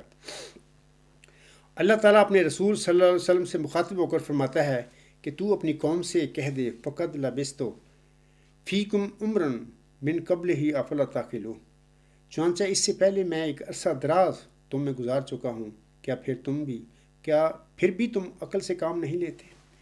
سامعین کرام اور اے میرے احمدی بہنوں، بھائیوں اور بزرگوں، خاکسار اپنے دعویٰ سے پہلے اپنی زندگی کے ابتدائی 15 سال میں اس سے بہت پہلے خطبات میں یہ سب باتیں بتا چکا ہوں۔ آج پھر میں اپنی چونکہ صداقت کا دلائل پیش کر رہا ہوں تو میں دوبارہ بیان کر رہا ہوں اپنی زندگی کے متعلق، یہ پہلی دفعہ نہیں کر رہا۔ غالباً 2012 سے خطبات کا سلسلہ شروع ہوا ہے میرے مضامین، اور غالباً 2014 میں خطبات کا ایک سلسلہ میں نے دیا تھا، اس کا موضوع اسی قسم کا تھا کہ مرسل جب دنیا میں آتے ہیں ان کی صداقت کے معیار کیا ہوتے ہیں۔ وہاں پر بھی میں نے یہ باتیں تفصیل سے بتائی ہوئی ہیں۔ میں پھر عرض کرتا ہوں کہ خاکسار اپنے دعویٰ سے پہلے اپنی زندگی کے ابتدائی 15 سال یعنی 1954 سے 1969 تک ڈاور میں رہا ہے۔ اس کے بعد 1978 تک دارالصدر غربی حلقہ مسجد الطیبہ میں رہا ہوں، اور میں کہیں چھپ کے نہیں بیٹھا رہا کسی کمرے میں۔ اپنے زمانے کا بچپن میں بڑی اچھی کبڈی، گاؤں میں یہی کھیل ہوتا ہے کبڈی کا ہی، بڑا اچھا کھلاڑی تھا اور کھیلا کرتا تھا کبڈی۔ تو یہ مطلب کہ میں اپنے ماحول میں رہتا تھا اور کھیلتا تھا، کوئی ایسی بات نہیں ہے کہ میں کوئی گوشہ نشین اندر کسی کمرے میں بیٹھا رہا ہوں، باہر کھیلتا تھا۔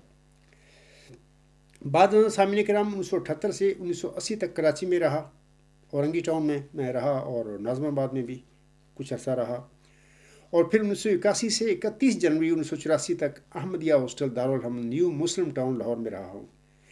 یہی دارالحمد میں 10 دسمبر 1983 کے کسی مبارک جمعہ کے روز اللہ تعالیٰ نے اس عاجز پر موعود ذکی غلام مسیح الزماں ہونے کا انکشاف فرما دیا۔ اس انکشاف کے بعد 1 فروری 1984 سے 10 ستمبر 1986 تک ربا میں ہی دارالصدر غربی حلقہ مسجد لطیف میں رہا ہوں، جب میں نے اپنا تیسرے برچیز گارڈ لکھا وہاں پہ۔ ستمبر 1986 کو خاکسار بحکم الہی جرمنی چلا آیا تھا۔ ستمبر 1986 سے لے کر اپنے ستمبر تو میں راستے میں ہی تھا، اکتوبر 1986 سے لے کر اپنے کھلے دعویٰ 12 دسمبر 2003 تک جرمنی کے شہر کیل میں احمدیوں اور غیر احمدیوں کے درمیان میں رہا ہوں، اور خاکسار وہاں پر اس جماعت کا صدر بھی رہا ہے۔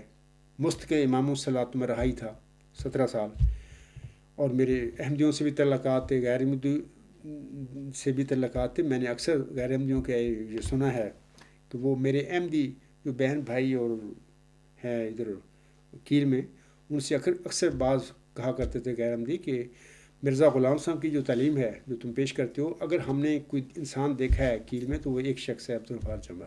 یہ میں سچی باتیں حلفاً بتا رہا ہوں۔ اچھا، اس کے بعد میں سامعین کرام کو بتانا چاہتا ہوں کہ یہ سب کچھ میں بتایا ہے کیل میں رہنے کا، خاکسار افراد جماعت احمدیہ جو کیل ہے اور دیگر عوام الناس کو دعوت عام دیتا ہے کہ تعصب سے پاک ہو کر تقوی اور دیانتداری کے ساتھ جہاں جہاں میں رہا ہوں، آپ وہاں جا کر لوگوں سے پوچھیں کہ میں نعوذ باللہ ایک بد فطرت اور شریر انسان ہوں یا کہ ایک نیک فطرت اور قرآن کریم کی تعلیم پر چلنے والا انسان ہوں۔ مجھے فرشتہ ہونے کا ہرگز دعویٰ نہیں، کیونکہ انسان سہو و خطا کا پتلا ہے اور بعض اوقات نبیوں سے بھی سہو و خطا ہو سکتا ہے، لیکن پھر بھی میں آپ کو کہتا ہوں کہ ڈھونڈنے کے باوجود انشاءاللہ تعالیٰ کسی کو بھی میری زندگی میں کوئی عیب نہیں ملے گا، اور یہ سارا کچھ اللہ تعالیٰ کی حفاظت میں ہوا۔ مجھے تو پتہ ہی نہیں تھا، میں تو 30 سال کی زندگی جو ہے مبارک سجدہ جو دارالحمد میں ہوا، اس سے پہلے تو مجھے تو پتہ نہیں ان باتوں کا کہ اللہ تعالیٰ مجھے کسی مقام پر مرتبہ پر کھڑا کرنے والا ہے۔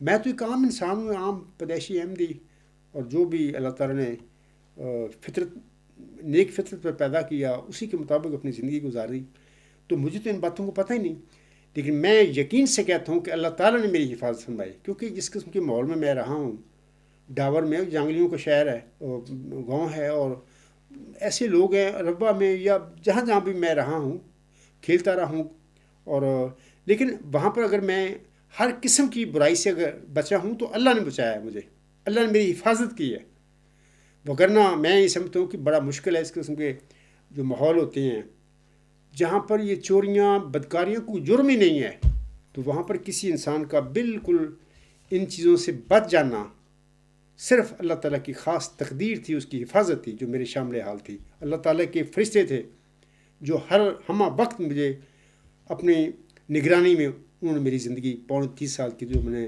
لالمی میں گزاری ہے، وہ زندگی ان فرشتے جو تھے اللہ تعالیٰ کے ان کی نگرانی میں گزری ہے، وہ میری حفاظت کرتے تھے۔ میں یقین رکھتا ہوں کہ اس کے علاوہ ممکن نہیں ہے کہ کوئی انسان اس قسم کے ماحول جو ہیں ان میں اس قسم کی برائیوں سے بچ جائے، نہیں بچ سکتا۔ تو اللہ تعالیٰ نے اس عاجز کو بچایا، اور اللہ کو علم تھا میرا کہ اللہ نے اس عاجز کو، اس یتیم بچے کو کس مقام و مرتبہ پر کھڑا کرنا ہے آئندہ زندگی میں۔ سامعین کرام، پھر اس کے باوجود کیا میں احمدی اور غیر احمدی مسلمانوں سے یہ نہ کہوں کہ افلا تعقلون، کیا تم عقل سے کام نہیں لیتے؟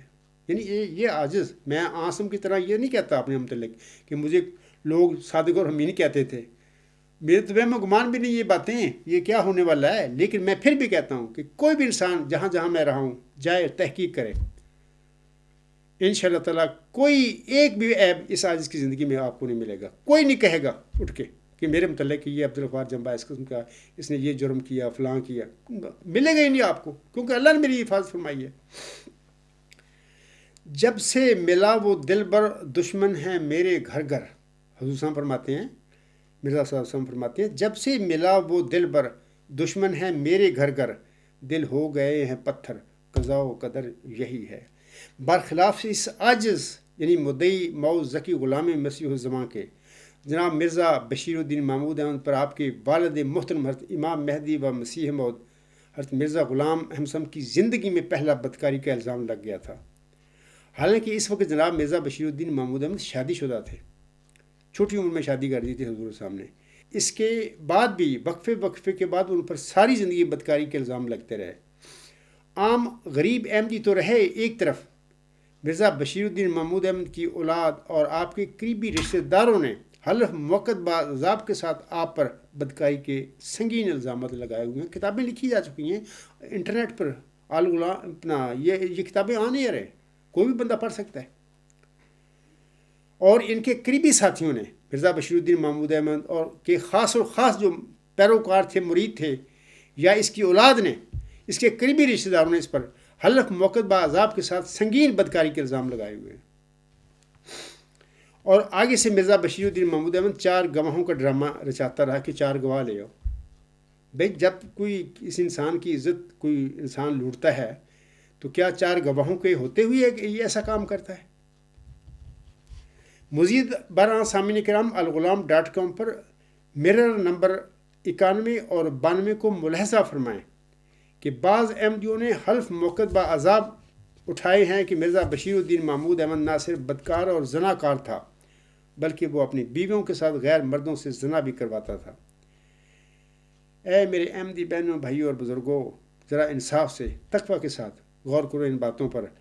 ایسا بے غیرت اور بدکار شخص فقد لبثت فیکم عمرا من قبلہ افلا تعقلون کہ قرآنی معیار پر کس طرح پورا اتر سکتا ہے، جس کو تم مسلم موت بنا کر بیٹھے ہوئے ہو، جو خود مسلم موت بن کر بیٹھا ہوا ہے، اس کے کردار کا یہ حال ہے۔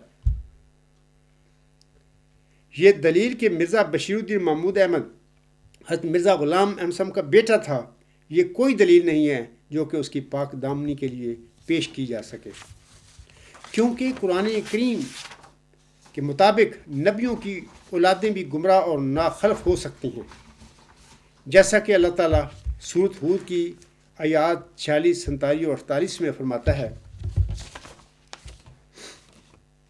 وَنَادَى نُوحٌ رَبَّهُ فَقَالَ رَبِّ إِنَّ ابْنِي مِنْ أَهْلِي وَإِنَّ وَعْدَكَ الْحَقُّ وَأَنْتَ أَحْكَمُ الْحَاكِمِينَ قال يا نوح إنه ليس من أهلك إنه عمل غير صالح فلا تسألني ما ليس لك به علم انی اعوذک ان تکون من الجاہلین قال رب انی اعوذ بک ان اسألک ما لیس لی بہ علم وَإِلَّا تَغْفِرْ لِي وَتَرْحَمْنِي أَكُن مِّنَ الْخَاسِرِينَ۔ ان آیات میں اللہ تعالیٰ فرماتا ہے، اور نوح نے اپنے رب کو پکارا اور کہا، اے میرے رب، یقیناً میرا بیٹا بھی میرے اہل میں سے ہے اور تیرا وعدہ ضرور سچا ہے اور تو فیصلہ کرنے والوں میں سے سب سے بہتر ہے۔ اس نے کہا، یعنی اللہ تعالیٰ نے فرمایا کہ اے نوح، یقیناً وہ تیرے اہل میں سے نہیں، بلا شبہ وہ تو سراپا ایک ناپاک عمل تھا، پس مجھ سے وہ نہ مانگ جس کا تجھے کچھ علم نہیں، میں تجھے نصیحت کرتا ہوں مبادا تو جاہلوں میں سے ہو جائے۔ اس نے کہا، یعنی نوح نے کہا، اے میرے رب، یقیناً میں اس بات سے تیری پناہ مانگتا ہوں کہ تجھ سے وہ بات پوچھوں جس کا مجھے کوئی علم نہیں، اور اگر تو نے مجھے معاف نہ کیا اور مجھ پر رحم نہ کیا تو میں نقصان اٹھانے والوں میں سے ہو جاؤں گا۔ سامعین کرام دیکھیں، یہ جو آیات میں اللہ تعالیٰ نے فرما دیا ہے کہ بعض اوقات نبیوں کی اولاد بھی نخلف نکل جاتی ہے، گمراہ ہو جاتی ہے، تو اسی حالت میں وہ نبی بیچارے کیا کریں؟ نبی تو نہیں کہتے اپنے اولاد کو کہ تم برائیاں کرو یا گمراہی میں پڑ جاؤ، وہ تو کوشش کرتے ہیں اپنی اولاد کو بھی اپنے نقش قدم پر چلانے کے لیے، اور جس مشن پر وہ ہوتے ہیں ان کو اس کی طرف لاتے ہیں۔ باقی اللہ تعالیٰ نے اس دنیا کو پیدا کیا ہے، ہر انسان کو پیدا کیا ہے۔ اللہ نے گڈ بیڈ کی تعلیم دے کر، بتا کر، یہ درست ہے، یہ غلط ہے، یہ کرو، یہ نہ کرو، سب اپنی مخلوق کو چھوڑ دیا، کھلا آزادی دے دی ہے، ان پر کوئی جبر نہیں کیا۔ جبر کے ساتھ اللہ تعالیٰ ہدایت نہیں دیا کرتا۔ تو یہ جو اقبال کا ایک شعر ہے کہ عمل سے زندگی بنتی ہے جنت بھی جہنم بھی، یہ خاکی اپنی فطرت میں نہ نوری ہے نہ ناری ہے۔ تو اگر اللہ تعالیٰ ایسے کرے کہ نبیوں کی اولاد کو جبر کے ساتھ ہدایت پر قائم رکھے تو یہ تو پھر ناانصافی ہو جائے گی قیامت کے دن۔ پھر عام لوگ کہیں گے کہ اے اللہ، نبیوں کی اولادوں کو تو نے اپنے جبر کے ساتھ سیدھے راستے پر قائم رکھا، ان کو گمراہ نہ ہونے دیا، ہماری کسی نے حفاظت نہیں کی، ہم تو گمراہ ہو گئے۔ اب یہ تو تیری انصافی نہیں۔ لہٰذا اللہ تعالیٰ نے تمام مخلوق کو کھلا چھوڑ دیا ہے، نبیوں کی اولاد بھی شامل ہے اس میں، تو عام لوگوں کے لوگ بھی شامل ہیں۔ اللہ نے کہا کہ یہ کرو، یہ نہ کرو، یہ گڈ ہے، یہ بیڈ ہے، اس کے بعد چھوڑ دیا، اپنی مرضی سے جو چاہو کرو۔ میں جب تم میرے پاس آؤ گے تو میں آپ سے آپ کے عقائد اور آپ کے اعمال کے مطابق آپ سے حساب لوں گا۔ تو اب دیکھیں کہ یہ مرزا بشیر الدین محمود احمد نے جو حرکتیں کی ہیں، مرزا غلام احمد صاحب نے تو اپنی بڑی دعائیں کی تھیں اپنی زندگی میں، اپنی اولاد کے لیے بھی بڑی دعائیں کی ہوئی ہیں، لیکن دعائیں اپنی جگہ پر آئے، لیکن اولاد جو ہے وہ ان کے کردار، ان کے اعمال جو ہیں وہ بتا رہے ہیں کہ مرزا غلام احمد صاحب کی دعاؤں کا ان پر کوئی اثر نہ ہوا۔ کوئی شعر ہے کہ کسی نے کہا ہے، اولاد اس کی دیکھ کر، وہاں پر مرزا صاحب کا نام تو نہیں لیا، کسی احمدی کا شعر ہے یا کسی نے، میں نے پڑھا ہے، اولاد اس کی دیکھ کر یہ سوچتا ہوں میں، کیوں نیکیوں کے پیڑ پہ کڑوے ثمر لگے۔ بہرحال مرزا غلام صاحب نے بڑی دعائیں کی اپنی زندگی میں اپنی اولاد کے لیے، لیکن ان دعاؤں کا کوئی اثر نہ ہوا اس کی اولاد پر۔ تو مرزا بشیر الدین محمود کو مسلم موعود یا ذکی غلام یا نشان رحمت ثابت کرنا تو دور کی بات، مرزا محمود تو ایک شریف اور متقی انسان بھی نہیں ثابت ہو سکتا، چیز ہے کہ قبرستانی جماعت اسے ایک نشان رحمت یا ذکی غلام یا مسلم موعود ثابت کرتی پھرے۔ میں یہاں پر ایک حوالے پڑھ دیتا ہوں حضور اسلام کے۔ آپ علیہ السلام فرماتے ہیں اپنے کنبہ کے متعلق، یہ جو حوالہ ہے زمیمہ انجام آتم، روحانی خزائن جلد 11 صفحات 223 تا 224۔ آپ علیہ السلام فرماتے ہیں، مجھے خبر دی ہے کہ میرا کنبہ ایک دفعہ پھر فساد کی طرف لوٹ جائے گا اور وہ خباثت اور عناد میں بڑھ جائے گا۔ بس اسی دن رب العباد اپنا فیصلہ جو اس نے مقدر کیا ہے اس کو صادر فرمائے گا، اس کی عطا کو کوئی نہیں روک سکتا، اور میں دیکھتا ہوں کہ وہ اپنی پہلی خصلتوں کی طرف مائل ہو گئے ہیں اور ان کے دل سخت ہو گئے ہیں، جیسے جاہلوں کی عادت ہے۔ انہوں نے خوف خدا کے ایام کو فراموش کر دیا اور وہ تکذیب اور زیادتی میں بڑھ گئے۔ بس اللہ اس وقت اپنا امر ظاہر کرے گا۔ امر ظاہر کرے گا مطلب یہ ہے کہ جب وہ نشان رحمت، وہ جو ذکی غلام جس کی اللہ تعالیٰ نے محمدی مریم کو چلہ ہوشیارپور میں بشارت دی تھی، جب وہ ظاہر ہوگا، جو نازل ہوگا، جب اس وقت کی باتیں حضور صلی اللہ علیہ وسلم فرما رہے ہیں۔ بس اللہ اس وقت اپنا امر نازل کرے گا۔ بہت سارے الہامات ہیں جن سے میں یہ ثابت کرتا ہوں یہ بات، لیکن اس لیکچر میں تو بہت محدود وقت ہوتا ہے، بندہ ساری تفصیل نہیں بیان کر سکتا۔ آگے حضور صلی اللہ علیہ وسلم فرماتے ہیں، جب وہ دیکھے گا کہ وہ غلوں میں بڑھ گئے ہیں، اور اللہ ایسا نہیں کہ وہ کسی قوم کو عذاب دے جب کہ وہ اس سے ڈرنے والی ہو۔ یہ تو حضور صاحب نے اپنے اولاد، اپنے کنبے کے متعلق بتا دیا کہ بعد میں یہ کیا کرنے والے ہیں۔ تو یہ اللہ تعالیٰ نے ان کو مولیہ خاندان میں چنا، اور ایک روشن ستارے کی طرح وہ چمکا پھر، کیونکہ جہاں پر زیادہ گمراہی ہوتی ہے، جہاں پر تاریکی ہوتی ہے، وہاں پر ہی روشنی پیدا ہوتی ہے۔ اسی طرح ایک اور حوالہ میں آپ لوگوں کو پڑھ کر سنانا چاہتا ہوں، یہ الفضل 28 جنوری 1924 کا ہے۔ یہ مرزا محمود نے اپنے ایک خطبہ میں خود اقرار کیا۔ وہ کہتے ہیں، جب میں ولایت گیا تو مجھے خصوصی اس سے خیال تھا کہ یورپین سوسائٹی کا عیب والا حصہ بھی دیکھوں گا۔ قیام انگلستان کے دوران میں مجھے اس کا موقع نہ ملا۔ واپسی پر جب ہم فرانس آئے تو میں نے چودھری ظفر اللہ خان سے، جو میرے ساتھ تھے، کہا کہ مجھے کوئی ایسی جگہ دکھائیں جہاں یورپین سوسائٹی اوریاں نظر آ سکے۔ وہ بھی فرانس سے واقف تو نہ تھے، مگر مجھے ایک رومپرا میں لے گئے جس کا نام مجھے یاد نہیں رہا۔ چودھری صاحب نے بتایا کہ یہ وہی سوسائٹی کی جگہ ہے۔ اسے دیکھ کر آپ اندازہ لگا سکتے ہیں میری نظر چونکہ کمزور ہے، اس لیے دور کی چیز اچھی طرح سے دیکھ نہیں سکتا۔ تھوڑی دیر کے بعد میں نے جو دیکھا تو ایسا معلوم ہوا کہ سینکڑوں عورتیں بیٹھی ہیں۔ میں نے چودھری صاحب سے کہا کیا ننگی ہیں؟ انہوں نے بتایا کہ یہ ننگی نہیں بلکہ کپڑے پہنے ہوئے ہیں، مگر باوجود اس کے وہ ننگی معلوم ہوتی ہیں۔ بندہ اس سے پوچھے تو مسلم عورت کے دعوے کرتا پھر رہا ہے۔ اس وقت مسلم عورت کا دعویٰ لوگوں نے بنایا ہوا تھا، خود دعویٰ نہیں کیا تھا۔ خود دعویٰ تھی 1944 میں کیا ہے، یہ 1924 کی بات ہے۔ بندہ اس سے پوچھے کہ یار تو کیا دیکھنے گیا تھا وہاں پر؟ ایک امتی نبی کے گھر میں پیدا ہوا، تو امام مہدی و مسیح وسلم کے گھر میں پیدا کی، اتنی دعائیں کی تیرے باپ نے، تیرے پر کون دعاؤں کو کوئی اثر نہیں ہوا، تو کیا لینے گیا ہے پیرس میں، وہ رومپرا میں کیا کرنے گیا تھا؟ اور پھر یہ کہتا ہے کہ میری نظر کمزور ہے، مجھے دور سے نظر نہیں آتا، کیا چودھری صاحب یہ ننگی ہیں؟ بندہ اس سے پوچھے، کوئی شریف آدمی کوئی اس قسم کی باتیں ہیں، کوئی مومن متقی بھی کیا کر سکتا ہے اس قسم کا؟ مسلم موعود ہونا، ذکی غلام نشان رحمت ہونا تو بڑی دور کی بات ہے نا، وہ تو ایک اللہ اس کی حفاظت فرمایا کرتا ہے ایسے انسانوں کی، تو یہ اللہ نے کوئی اس کی حفاظت نہیں فرمائی۔ مرزا غلام احمد علیہ السلام کی اللہ نے حفاظت فرمائی، کوئی مخالف بدترین بھی ان کی کردار میں کوئی ایسی بات ثابت نہیں کر سکتا، ان پر کوئی انگلی نہیں اٹھا سکتا ان کی کردار پر۔ تو یہ اس بندہ جو تھا، اگر مسلم موت کا دعویٰ کرنے والا تھا، اللہ نے اس کی کوئی حفاظت نہیں فرمائی۔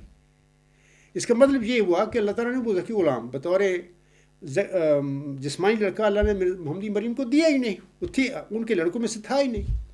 اور اللہ تعالیٰ نے ساری زندگی مرزا غلام احمد کو ذکی غلام کے حوالے سے کچھ نہیں بتایا، وہ اپنی اولاد میں ڈھونڈتے رہے، انسان تھے، بشر تھے، پر ان کا خیال تھا میرے بچوں میں سے ہوگا، لیکن اللہ تعالیٰ کا یہ فیصلہ ہوتا ہے۔ ملم یا کوئی نبی اگر یہ خیال کرتا ہے کہ یہ پیشگوئی میرے بچوں میں پوری ہوگی اور اس کے مطابق وہ ڈھونڈے تو یہ گناہ کی بات نہیں، کیونکہ انسان ہوتے ہیں وہ بھی، نبی بھی، لیکن اللہ نے دیا نہیں، یہ اللہ کا فیصلہ ہے۔ تو میں اپنے مخالفوں کو کہوں گا کہ اللہ تعالیٰ کے اس فیصلوں کو مانو، ضد نہ کرو۔ اس کا دعویٰ بشیر الدین محمود کا جھوٹا تھا۔ یہ جو ابھی میں نے حوالہ آپ لوگوں کے آگے پڑھا ہے، بہت سارے حوالے ان کے ملتے ہیں، لیکن میں نے اختصار کے ساتھ ایک دو حوالوں کا ذکر کیا ہے۔ اب خود فیصلہ کرو کہ اس قسم کا بندہ جو اس قسم کے رومپرا میں جا کر اور عورتوں کے متعلق اس قسم کے بیان دیتا پھرے اور ساتھی کے ساتھ بھی گفتگو کرتا ہے، ایسا مقبول شریف آدمی ہو سکتا ہے؟ مسلم موعود ہونا، ذکی غلام ہونا، نشان رحمت ہونا تو بات کی بات ہے نا۔ سامعین کرام، میں پھر کہتا ہوں کہ مرزا محمود تو ایک شریف اور متقی انسان بھی نہیں ثابت ہو سکتا، چاہے جائے کہ قبرستانی جماعت اسے ایک نشان رحمت یا ذکی غلام یا مسلم موعود ثابت کرتی پھر رہی ہے۔ اب میں ایک شعر پڑھ دیتا ہوں کسی کا کہ اس عاجز کا دعویٰ ہے اب لوگوں کے آگے، احمدیوں کے آگے بطور خاص اور بالعموم عام مسلمانوں کے آگے بھی ہے، اور مرزا بشیر الدین کا دعویٰ تو 1914 سے لوگوں کے آگے ہے، بلکہ 1944 میں باضابطہ انہوں نے دعویٰ بھی کر لیا۔ اب ہم دونوں مدعی ہیں، ایک ہی لامی پیش ہوئی ہے جس کے مستحق ہونے کے۔ تو میں ایک صرف شعر پڑھ دیتا ہوں سامعین کے آگے کہ اب ہوائیں ہی کریں گی روشنی کا فیصلہ، اب ہوائیں ہی کریں گی روشنی کا فیصلہ، جس دیے میں جان ہوگی وہ دیا رہ جائے گا۔ انشاءاللہ تعالیٰ جو ہم میں سے صادق ہو جائے گا، اللہ تعالیٰ اس کو کامیاب بھی کرے گا، اس کی حفاظت بھی فرمائے گا اور اس کو غلبہ اور نصرت بھی دے گا۔ یہ تو 5 جو ہیں راست بازوں کی پہچان کے جو معیار بیان کیے گئے ہیں۔ اب میں چھٹے کی طرف آتا ہوں۔ یہ چھٹا معیار جو ہے اس میں یہ لکھا ہوا ہے کہ نصرت الہی مامورین اور مرسلین کے شامل حال ہوتی ہے، جیسا کہ اللہ تعالیٰ فرماتا ہے کتب اللہ لا اغلبن انا و رسلی، المجادلہ آیت نمبر 22۔ اللہ نے لکھ دیا ہے کہ یقیناً میں اور میرے رسول غالب رہیں گے۔ سامعین کرام اور احمدی بہنوں، بھائی اور بزرگوں، آپ سب کو واضح رہے کہ اللہ تعالیٰ اپنے مرسلوں کو جو غلبہ بخشتا ہے وہ ہمیشہ دلیل کا غلبہ ہوتا ہے۔ بعض اوقات شاذ کے طور پر دلیل کے غلبے کے ساتھ وہ مادی غلبہ بھی بخش دیتا ہے، مثلا فتح مکہ اور حضرت موسیٰ علیہ السلام کا بنی اسرائیل کو فرعون کے چنگل سے رہائی دلانا وغیرہ وغیرہ۔ کیا اللہ تعالیٰ نے اس عاجز کو قبرستانی، نام نہاد خلفاء اور عمرہ اور علماء جماعت احمدیہ قادیان اور لاہور پر دلیل کے ساتھ غالب نہیں کیا ہے؟ اگر خاکسار اپنے دعوی میں نعوذ باللہ جھوٹا ہوتا تو اللہ تعالیٰ کے فرمان کے مطابق اس عاجز کو دلائل کا یہ غلبہ کبھی بھی نصیب نہ ہوتا۔ اگر کسی قادیانی جیلے کو میری دلیل کے اس غلبہ میں کوئی شک ہو تو اسے چاہیے کہ وہ اپنے قادیانی جماعت کے نام نہاد خلیفہ مرزا مسرور احمد اور اپنے علماء کو خاکسار کے بالمقابل دلیل کے غلبے کا مشاہدہ کرا لے کھڑا کر کے۔ وہ کھڑے نہیں ہوں گے، بھاگ جائیں گے، وہ تو بھاگے ہوئے لیٹے ہوئے میرے آگے۔ سوال ہی پیدا نہیں ہوتا کہ ان میں سے کوئی میرے آگے بالمقابل کیل میں، لندن میں، فرینکفرٹ میں، کسی جگہ پہ بھی میرے ساتھ الہامی پیش گوئی ذکی غلام مسیح الزمان کے متعلق بات چیت کرنے کے لیے کھڑے ہوں۔ کبھی بھی نہیں آئیں گے، میرا سامنا نہیں کریں گے۔ خاکسار کے دعویٰ کے ساتھ جناب مرزا طاہر احمد صاحب کے اس شعر کا مضمون کلیتاً سچا ثابت ہو گیا ہے، جیسا کہ وہ فرماتے ہیں، یہ دعا ہی کا تھا موزہ کے آسا، ساحروں کے مقابل بنا اژدہا۔ یہ دعا ہی کا تھا موزہ کے آسا، ساحروں کے مقابل بنا اژدہا۔ آج بھی دیکھنا مرد حق کی دعا، سحر کی ناگنوں کو نگل جائے گی۔ سامعین کرام، راست بازوں کی پہچان میں ساتواں جو معیار ہے قرآنی، جماعت احمدیہ قادیان ہندوستان نے وہ ساتواں معیار جو لکھا ہے وہ اس طرح ہے کہ وہ لکھتے ہیں کہ مامورین اور مرسلین اپنے مقصد میں کامیاب اور فتح مند ہوتے ہیں، جیسا کہ اللہ تعالیٰ سورۃ اعراف کی آیت نمبر 129 میں فرماتا ہے، والعاقبۃ للمتقین۔ سورۃ اعراف آیت نمبر 129، اور اچھا انجام متقیوں کے لیے ہے۔ اے میرے احمدی بہنوں، بھائیوں اور بزرگوں، آپ سب کو واضح رہے کہ اللہ تعالیٰ کے مرسلوں کی بعثت کا مقصد ان کی قوموں میں مروجہ جھوٹے دعاوی اور باطل عقائد کا دلائل و براہین کے ساتھ کلا کما کرنا ہوتا ہے۔ خاکسار نے جماعت احمدیہ قادیان میں نہ صرف مرزا بشیر الدین محمود کے جھوٹے دعویٰ مسیح موعود کی حقیقت کو تشت از بام کیا ہے، جڑ سے کاٹ دیا ہے، اکھیڑ دیا ہے، بلکہ محمودی ملوکیت یا بلائے قادیان کو جھوٹے طور پر خلافت اور قدرت ثانیہ کا نام دینا، اسی طرح خلیفہ خدا بناتا ہے کا جھوٹ اور حقیقی اسلام کا جھانسا دے کر ایک جبری نظام کے ساتھ افراد جماعت کو ذہنی غلام بنانے کے مکر و فریب کو بھی خاکسار نے قطعی طور پر بے نقاب کر دیا ہوا ہے۔ اگر کسی قبرستانی احمدی یا جیلی کو ان مذکورہ بالا باتوں میں کوئی شک ہو تو میں اور میرے ساتھی اس کا ہر قسم کا شک دور کرنے کے لیے ہمہ وقت تیار ہیں۔ آزمائش شرط ہے۔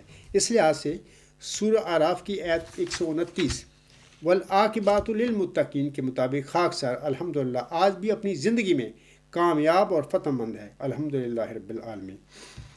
یہ جماعت احمدیہ قادیان نے اپنی کتابوں میں سامعین کرام حضرت مرزا غلام احمد صاحب کی صداقت کی پہچان کے یہ جو 7 معیار لکھے ہوئے ہیں، جس کا ابھی میں آپ لوگوں کو دکھا بھی رہا ہوں بار بار، اور پھر یہ بھی لکھا ہوا ہے کہ جو مدعی ان 7 معیاروں پر پورا اترتا ہے، لوگوں کو اس کو سچا ماننے میں کیا عذر ہو سکتا ہے۔ اے میرے احمدی بھائیوں، آپ کی قادیانی جماعت نے حضرت مرزا صاحب کی سچائی کے لیے جو 7 معیار مقرر فرمائے ہوئے ہیں، خاکسار نے آپ کے سامنے انہی 7 معیاروں کی روشنی میں، یعنی قرآنی 7 معیاروں کی روشنی میں اپنے دعویٰ موعود ذکی غلام مسیح الزمان یا موعود مسلح یا موعود محمدی مسیح عیسیٰ ابن مریم یا موعود مجدد صدی 5 کو سچا کر کے دکھا دیا ہے۔ خاکسار آپ کے ہی الفاظ کو دہراتے ہوئے کہتا ہے، یعنی جو اس کتاب میں لکھے ہوئے ہیں آخر پر میں انہی الفاظ کو دہراتے ہوئے کہتا ہوں کہ پھر آپ کو خاکسار کے سچے دعویٰ موعود ذکی غلام مسیح الزمان کو ماننے میں کیا عذر ہے۔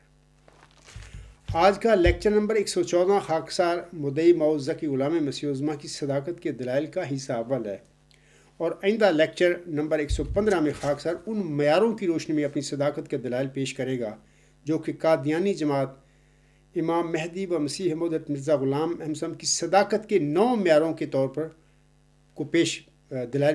معیاروں کے طور پر دلائل پیش کرتی ہے۔ یہ وہ ہے حضرت مسیح موعود علیہ الصلوۃ والسلام۔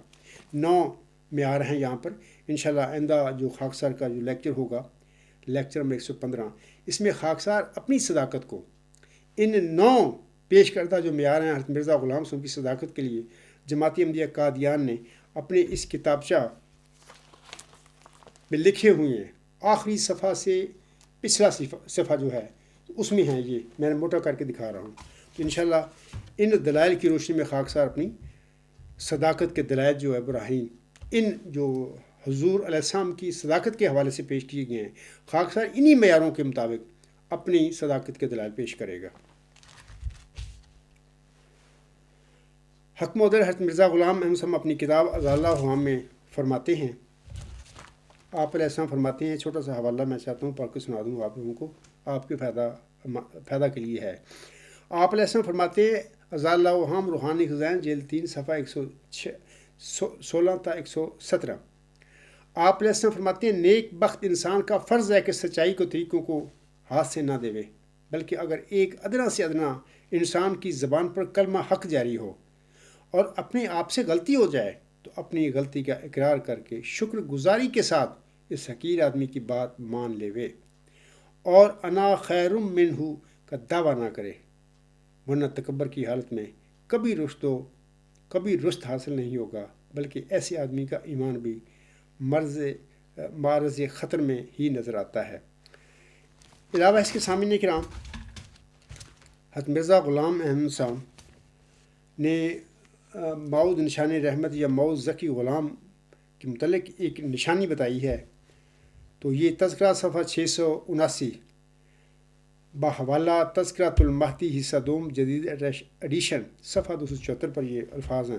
حضور صاحب فرماتے ہیں اس نشان رحمت ذکی غلام کی نشانی کے حوالے سے، آپ علیہ السلام نے فرمایا، خدا نے مجھے خبر دی ہے کہ ہمارے سلسلہ میں بھی سخت تفرقہ پڑے گا اور فتنہ انداز اور ہوا و ہوس کے بندے جدا ہو جائیں گے، پھر خدا تعالیٰ اس تفرقہ کو مٹا دے گا، باقی جو کٹنے کے لائق اور راستی سے تعلق نہیں رکھتے اور فتنہ پرداز ہیں وہ کٹ جائیں گے، اور دنیا میں ایک حشر برپا ہوگا، وہ اول الحشر ہوگا، اور تمام بادشاہ آپس میں ایک دوسرے پر چڑھائی کریں گے، اور ایسا کشت و خون ہوگا کہ زمین خون سے بھر جائے گی، اور ہر ایک بادشاہ کی رعایا بھی آپس میں خوفناک لڑائی کرے گی، ایک عالمگیر تباہی آئے گی، اور اس تمام واقعات کا مرکز ملک شام ہوگا۔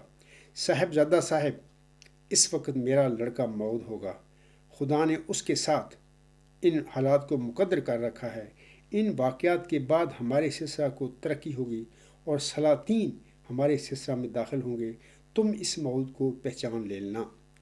میں اس تحریر جو حضور صاحب کی نشانیاں بتائی ہیں حضور صاحب نے، اس کے حوالے سے صرف چند باتیں عرض کر دیتا ہوں کہ دیکھیں، فرسٹ ورلڈ وار اور سیکنڈ ورلڈ وار یورپ میں لڑی گئی ہے، وہ ایشیا میں یا مڈل ایسٹ میں نہیں لڑی گئی۔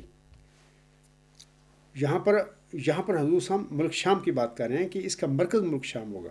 ایک تو بات یہ ہے، دوسری بات یہ ہے کہ صاحبزادہ پیر راز الحق صاحب جو ہیں وہ تو 1938 میں فوت ہو گئے تھے، جبکہ مرزا بشیر الدین محمود احمد کا باضابطہ حلفاً دعویٰ 1944 میں ہوا، 28 جنوری 1944 میں قادیان کے خطبہ جمعہ انہوں نے کیا تھا۔ وہ تو ان کے دعویٰ سے پہلے ہی فوت ہو گئے، تو انہوں نے کیا دیکھا، انہوں نے تو خود دیکھ نہیں سکے۔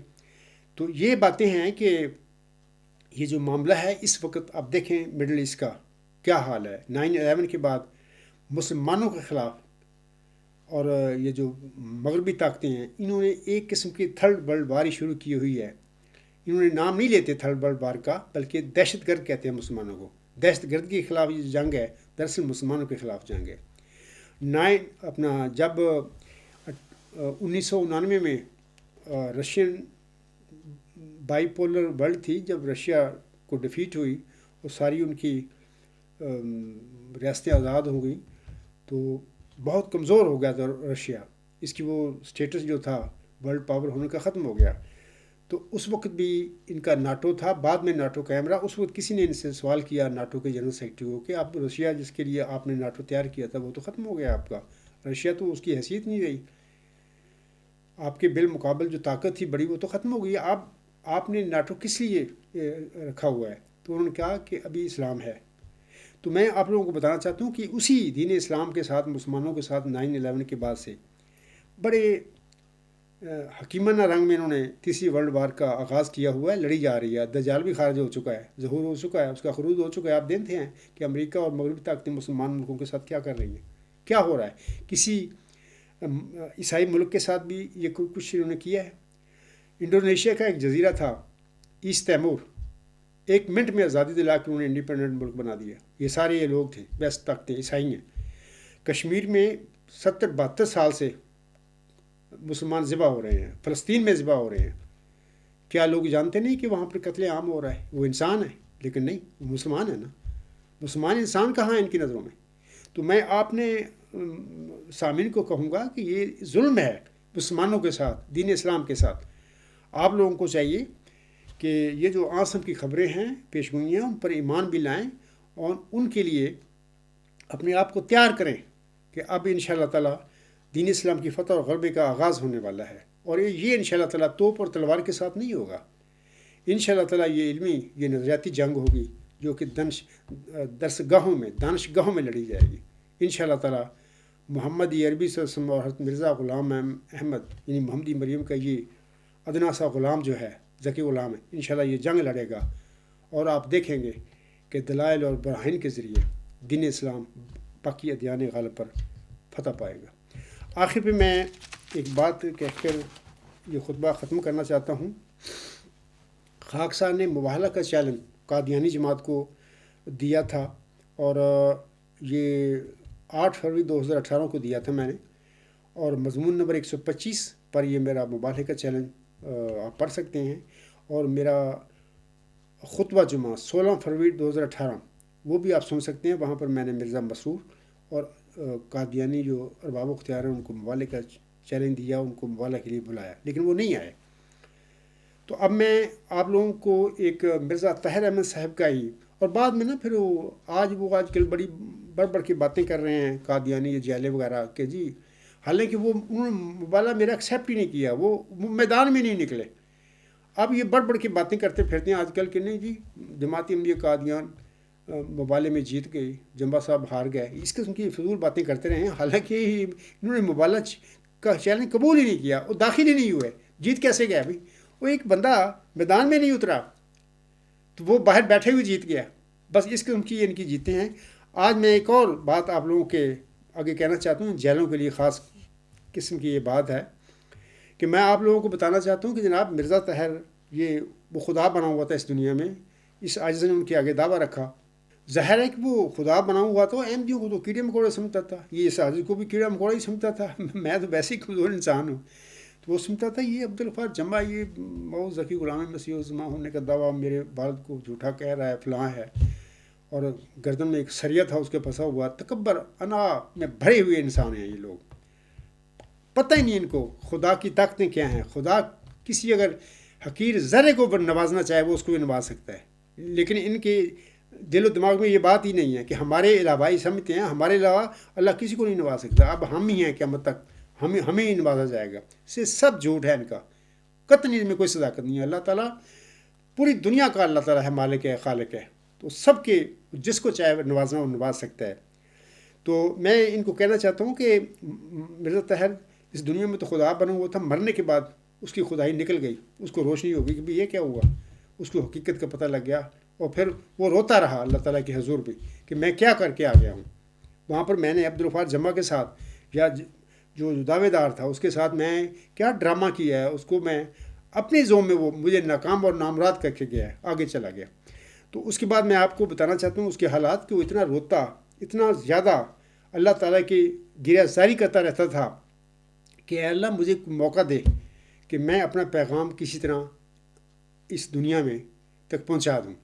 آپ جانتے ہیں کہ اس دنیا کی زندگی اور آخرت کا درمیان ایک دیوار ہے. جو بندہ فوت ہو جاتا ہے وہ آگے کی بات ادھر لوگوں کو نہیں بتا سکتا. اللہ نے یہ دیوار قائم کی ہوئی ہے، کیونکہ اگر وہ دیوار نہ ہوتی تو ہر انسان اپنے آپ کو ہوشیار کر لیتا اور کوئی مطلب کہ جرائم نہ کرتا، ڈر جاتا. لیکن اللہ نے جو مر گیا وہ مر گیا. لیکن بعض کو اللہ تعالیٰ مردہ لوگوں کو ان کی گریہ زاری کے نتیجے میں کوئی ایسی ان کو دے بھی سکتا ہے موقع کہ ٹھیک ہے اگر آپ بہت زیادہ کوئی انسان اللہ سے التجائیں کرے، روئے کہ مجھے ایک موقع دیجیے، میں جو غلطی کر کے آیا ہوں اس کے حوالے سے کچھ میں بتانا چاہتا ہوں، تو اللہ تعالیٰ بعض لوگوں کو دے بھی دیا جاتا ہے اس قسم کی ملک، اس قسم کا پیغام پہنچانے کی مطلب کہ موقع دے بھی دیا کرتا ہے. اسی طرح مرزا طاہر احمد نے بھی اللہ سے یہ موقع لیا، اور وہ مرزا طاہر خاکسار کے گھر جو ربا میں دارالصدر غربی حلقہ مسجد لطیف میں میرا جو گھر ہے، اس کے سامنے آ کر مجھے پیغام دے گیا ہے. میں یہ پیغام جیلوں کو بھی اور قادیانی جماعت کے نام نہاد مرزا مسرور احمد جو بنا پھرتا ہے، اس کے علماء جو ان کے وارب و اختیار ہیں، سب کو پہچانا چاہتا ہوں. وہ جب آیا، بڑی دنیا کٹھی ہے، تو جب اس سے سوال پوچھا گیا، کسی نے پوچھا جس نے یہ ساری کارروائی دیکھی، اس نے سوال کیا، کوئی بندہ بول نہیں رہا تھا، خاموش تھے سارے، اور مرزا طاہر بھی چپ کھڑے تھے. اس نے سوال کیا اس سے، مرزا طاہر سے، کہ آپ کے والد مرزا بشیر الدین محمود احمد دعویٰ مسلموں میں سچے تھے یا کہ عبدالغفار جمبا سچا ہے؟ تو وہ بڑی مایوسی کے ساتھ جواب دیتا ہے، بڑی مایوس ہے اس وقت. تو وہ کہتا ہے کہ میرے والد مرزا بشیر الدین محمود احمد مسلم موعود نہیں تھے، یہ عبدالغفار جمبا الہامی پیشگی مسلم موعود کا صحیح میں سچا مصداق ہے. اور اس نے مجھے مخاطب کر کے بھی کہا، میں بھی وہیں پہ تھا، مجھے مخاطب کر کے کہا کہ عبدالغفار، باقی آپ سچے تھے اور سیدھی راہ پر تھے، میں حلف کے ساتھ یہ باتیں کہہ رہا ہوں. وہ کہتا ہے مجھے، عبدالغفار جمبا تو واقعی سچا تھا اور سیدھی راہ پر تھا، اور ہم غلط راہ پر تھے. میں یہ جو پیغام دے رہا ہوں قادیانی جماعت کے نام نہاد جو مولوی ہیں، پیٹ پرست یا ان کا خلیفہ صاحب ہے، ان کے ارباب و اختیار ہیں، ان کو میں دینا چاہتا ہوں. میں یہاں پر ایک بیان دیتا ہوں کہ خاکسار اس خدا تعالیٰ کی قسم کھا کر کہتا ہے جس کے قبضہ قدرت میں میری جان ہے، مرزا طاہر احمد کا یہ پیغام مجھ تک پہنچا ہے.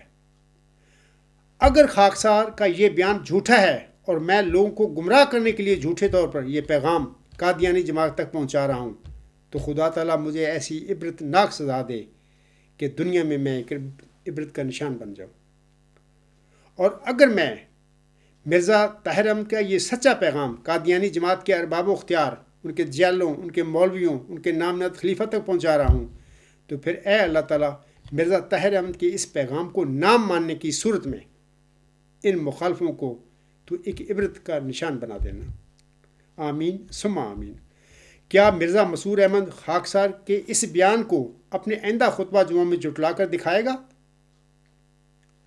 اے قادیانی مولویوں، اے ارباب و اختیار جماعت احمدیہ قادیان، اور اے جیلیو، اپنے نام نہاد خلیفے سے کہیں کہ وہ آئندہ ممبر رسول سم پر کسی خطبہ میں کھڑے ہو کر خاکسار کے اس جو بیان میں نے ابھی دیا ہے اس کو جھٹلا کر دکھا دے. آپ تو کہتے ہیں کہ جمبا صاحب نے جو مبالغہ کا چیلنج دیا اس میں جمبا صاحب ناکام ہو گیا، جماعت احمدیہ قبرستان کامیاب ہوگی، جبکہ وہ اس مبالغے کا چیلنج انہوں نے قبول ہی نہیں کیا، نہ وہ میدان میں اترے. اس کے باوجود وہ آپ لوگ نعرے لگاتے پھریں جماعت احمدیہ قادیان کامیاب ہوگی. یہ میں دوبارہ آج ایک پیغام جو مرزا طاہر کا مجھ تک پہنچا ہے میں آپ لوگوں کو سنا رہا ہوں، میں نے پڑھا ہے. آپ سے میں یہ کہتا ہوں کہ اگر واقعی آپ سچے ہیں، آپ سابقہ جو میرا مبالغے کا چیلنج میں نے آپ کو دیا تھا، آپ واقعی اس میں کامیاب ہوئے ہیں اور میں نعوذ باللہ من ذالک ناکام ہوا ہوں، تو اس بات کو جو میں نے کہی ہے خدا کی قسم کھا کر حلف موقع عذاب کے ساتھ میں نے کہی ہے، آپ اپنے مرزا مسرور احمد جو آپ کا خلیفہ بنا ہوا ہے اس کو کہے کہ کسی آئندہ خطبہ جمعہ میں ممبر رسول سم پر کھڑے ہو کر میرے اس پیغام کو، اس بیان کو جھٹلا کر دکھایا کہ عبدالغفار جمبا کا یہ بیان سب جھوٹا ہے، نعوذ باللہ، اور وہ افترا کرتا پھر رہا ہے. کوئی ایسی بات نہیں اللہ تعالیٰ کی طرف سے یا مرزا طاہر احمد کی طرف سے عبدالغفار جمبا تک پہنچی ہے. تو اس قسم کا وہ بیان دے دے، اس کے بعد آپ دیکھ لینا انشاءاللہ تعالیٰ، پھر آپ مبالغہ بھی دیکھ لینا اور اس کا نتیجہ بھی پھر دیکھ لینا. لیکن میں سمجھتا ہوں کہ قطعاً مرزا مسرور قیامت تک بھی میرے اس بیان کو نہیں جھٹلا سکتا، کیونکہ وہ جانتا ہے کہ خاکسار صادق ہے. اور یہ جیلیو، میں آپ سے کہتا ہوں کہ آزمائش شرط ہے، میدان میں آؤ، کھڑے کرو اپنے نام نہاد خلیفے کو. تو میں آخر پہ علامہ اقبال کے 2 اشعار پر اپنا لیکچر ختم کرتا ہوں. وہ فرماتے ہیں، دل بیدار پیدا کر کے دل خوابیدہ ہے جب تک، دل بیدار پیدا کر دل خوابیدہ ہے جب تک، نہ تیری ضرب ہے کاری نہ میری ضرب ہے کاری، خدا بندہ تیرے سادہ دل بندے کدھر جائیں، خدا بندہ تیرے سادہ دل بندے کدھر جائیں، کہ درویشی بھی عیاری ہے تو سلطانی بھی عیاری. میں اسی پہ اپنا لیکچر ختم کرتا ہوں. وما علینا الا البلاغ وآخر الدعوانا الحمد للہ رب العالمین. فالحمد للہ اولا وآخر وظاہر وباطنا، هو مولانا نعم المولا ونعم النصیر ونعم الوکیل.